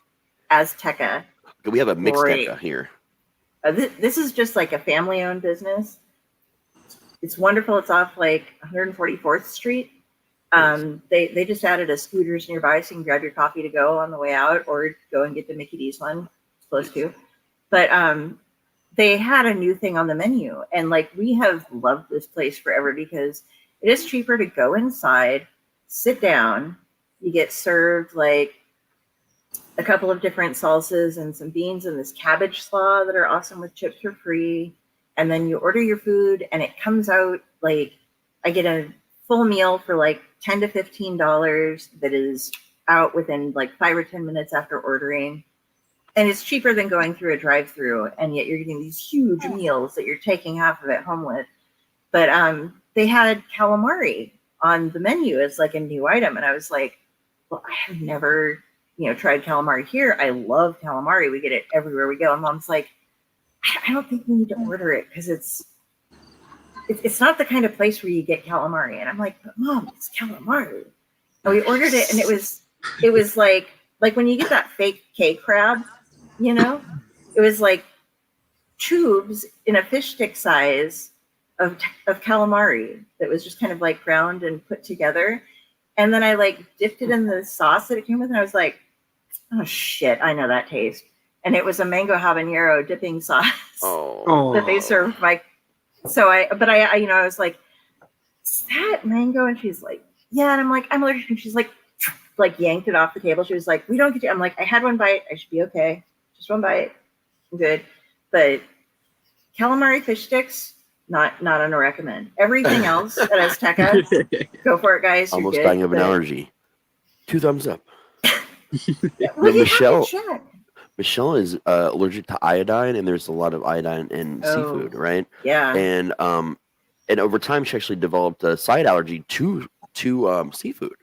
So if she smells it too strongly, like at a grocery market or anywhere that's got fresh fish, she's got to avoid the aisles. Sometimes you can't avoid it, so she'll just have to leave, go out to the car. It's been a while since that's happened. But her favorite thing to eat is crab rangoon, like real crab rangoon. Mm-hmm. So what me and Matt have to do is buy boxes of Benadryl to make sure Michelle doesn't die, so she can have crab rangoon. So it's a huge joke that one day we're just going to kill her. We're going to kill her with seafood. It'll just be like an all-you-can-eat crab rangoon bar, and that's how she wants to go. My brother-in-law is allergic to nuts and poultry. Oh, nuts. Which is a weird one. And I don't eat chicken. Like, I love turkey. Fuck chicken. I raised chickens. I worked in restaurants for so many years that I have cut so much raw chicken. It's nothing like, ooh, it's super gross the way they start. No, it's slimy, and chickens are fucking stupid. If you ever have to raise them, you will hate them. And as my old boss said, chickens follow cows. Yeah. Chickens will eat anything, so take from that what you will. Oh, yeah. But yeah, so at least like between the two of us, like there could be like one dish put together, like a mango chicken cashew thing or something, and we just both die. You know how we used to handle chickens on the farm on beheading day? You take this? No, you take an old slip and slide, right? And put just a row of boxes down the center, like something that would stab, like so you could box in lanes, and then you and your friend would have stumps, right? You shake the chicken out, cut its head off, and throw it on the slip and slide, and you'd see how far they could run down it, and you'd make your bet. People would gather around, you'd make your bets, and it was a game. I don't know. I don't know if it's more fun that I know a story about somebody who used to use the slides at meatpacking plants that they would slide everything down with as slip and slides and splatter the blood everywhere. You told me that one, yeah. About just that you did that to your chickens. Like, wow, man. I mean, I didn't come up with a game. I just participated. I worked, we did the slaughterhouse thing. But the thing is, like, it's weird because a lot of people say, like, if you've ever done this, you'll never eat meat again. No, I mean, we would at the slaughterhouse. You knew what you wanted. You'd get the best cuts, and you would grill some of the meat that you did that day. Like after work, we would get together. But none of us ever wanted to fucking eat the chickens. None of us ever wanted to eat the chickens. We had to do something to amuse ourselves. So, as part of the ag class, we not only learned how to raise the animals, take care of the animals, and everything on the farm, and then you'd go to the slaughterhouses. And you'd learn how they were dispatched, whether it be the cows or the chickens. And the thing about the chickens is they would take a bunch of them, set them up on this little hook device, and just lower them in and electrocute them in vats of water. Yep. And I just thought that was like more inventive than I could ever think of just doing a whole bunch at once. It never occurred to me to do batches like that. I had never heard that. Here's the most inventive way I've ever heard of. Did not witness this. I'm pretty sure this was a bullshit story, but it's just always stuck with me. So my great uncle, his other side of the family would have been my third cousin in Tennessee. Right after the Ghost Ship movie came out, you guys all know the opening of Ghost Ship with the razor wire and This is the only part I've seen, actually. It's one of the best openings to any movie ever made of any genre. And supposedly, someone on a farm, it was like 5 or 6 farms down the other direction from the family farm, set up a scene in the backyard chicken area where it looked like they were on a little ship and had them like strung in certain places with the pull string ready to go with the razor wire, and they reenacted it it was like. I think they said like supposedly it was like 26 or 27 chickens all at once. Just again, I don't believe this story at all. I'm pretty sure it's bullshit, but it's in my brain ever since that movie came out. Like now, when I watch it, I think of chickens when I'm watching all the people die. Kid friendly, everybody. The Owlette Illuminated Owlette Society coming up tomorrow. It's where we will friendly not entertainment. No chicken shall die in the making of that episode. My nephew's going to see this later, and it's not going to. They watch horror movies and everything. It's not going to bother him. He's in his early teens, so it's just like, you know what? You guys are going to listen to this. Yeah, Aunt Jenny and her friends did this, and you guys on the game are going to hear it while I hear it. So he just tortures his friends with our stories. So it's great. You guys get together, watch Ghost Ship afterwards, and just have a good time. Make a whole evening. Grab a little recording of. You are very welcome for having this shit run through your head. And being a teen, and I'm sorry. No, I'm not. I'm not at all. I really hope that this shit just lasts and lasts, because it's going to build character, damn it. It's going to build you into being a strong human being. Yes, all the Metallica, all of the horror movies, all of our weird stories. He's going to be the coolest kid ever of all time with his parents and us. Hell yeah. Get that. All right, guys. We have broken the 2.5 I like how you hour said that mark. earlier, but then you told us the whole story about the allergy. We gotta go. Yeah. We're doing a kids show. By the way, I'm allergic to mangoes. I just couldn't get a word in edgewise with the allergy, because my thing was, well, my kid's not allergic to hazelnuts. We've had him tested. Okay. But he is allergic to Nutella, Bueno, and all those things that have hazelnut and chocolate and other things in it. Right. So that entire thing, I can't let him have, because he will break out. He will need the Benadryl. Yeah. So we had to do something different. The girls get the Nutella, so he gets his own special jar of honey roasted Peter Pan peanut butter. Ooh, so he gets a special thing. He gets to keep it in there in his room, and whenever he's ready, he brings it out, and he gets his special spoons, whether it be a zebra or an elephant or whatever, from the drawer, and because they're animal spoons, that's what we got. And then he eats it, just spoon at a time. So it's a good trade-off. He took it as Matt's actually allergic to nuts. These nuts. I don't understand that, but he took it as a compromise. Have you ever made? Do you know how you make the peanut butter, like Reese's peanut butter cups, homemade? Mm-hmm. You just mix powdered sugar with the peanut butter until it reaches the state where it's solid enough to dip it in the chocolate and stuff. Mm-hmm. Dark chocolate, honey roasted peanut butter cups. It'd be so good. You know what poor man's Reese's was to us when we were kids? Just a spoonful of, literally a spoonful of peanut butter with those little chocolate chip things. You just put them in the peanut butter and just eat from the spoon. If you want a Reese cup, you were just going to get past the spoon, and that's what it was. You didn't get real Reese cups. You still got peanut butter and chocolate. Yeah, so that's the only one I'll eat peanut butter, because I hate peanut butter. All right. It really is real, guys. For realsies. We're gonna do this circle. Tell everybody how to get a hold of you. I'm gonna start with Jenny and work our way counterclockwise, because I'm a dick like that. Yeah. So let us know what you're doing, how you're doing, where to find you, all that stuff. Hey, I'm Jenny, also known as Friday Blue. Find me at Friday's Library in the Blue Box. Friday's Disorganized Library Group, Corpse Garden Chronicles. I am in the process of writing another poetry book, and I am in the process of continuing the actual rest of the story for the last story I read. There is more to it, more to that, the life of the sister that lived. And I'm just hanging out with these guys, trying to learn more about social media. Come and find all of us later. Bye. And Matt, where do you want people to find you, and what are you doing?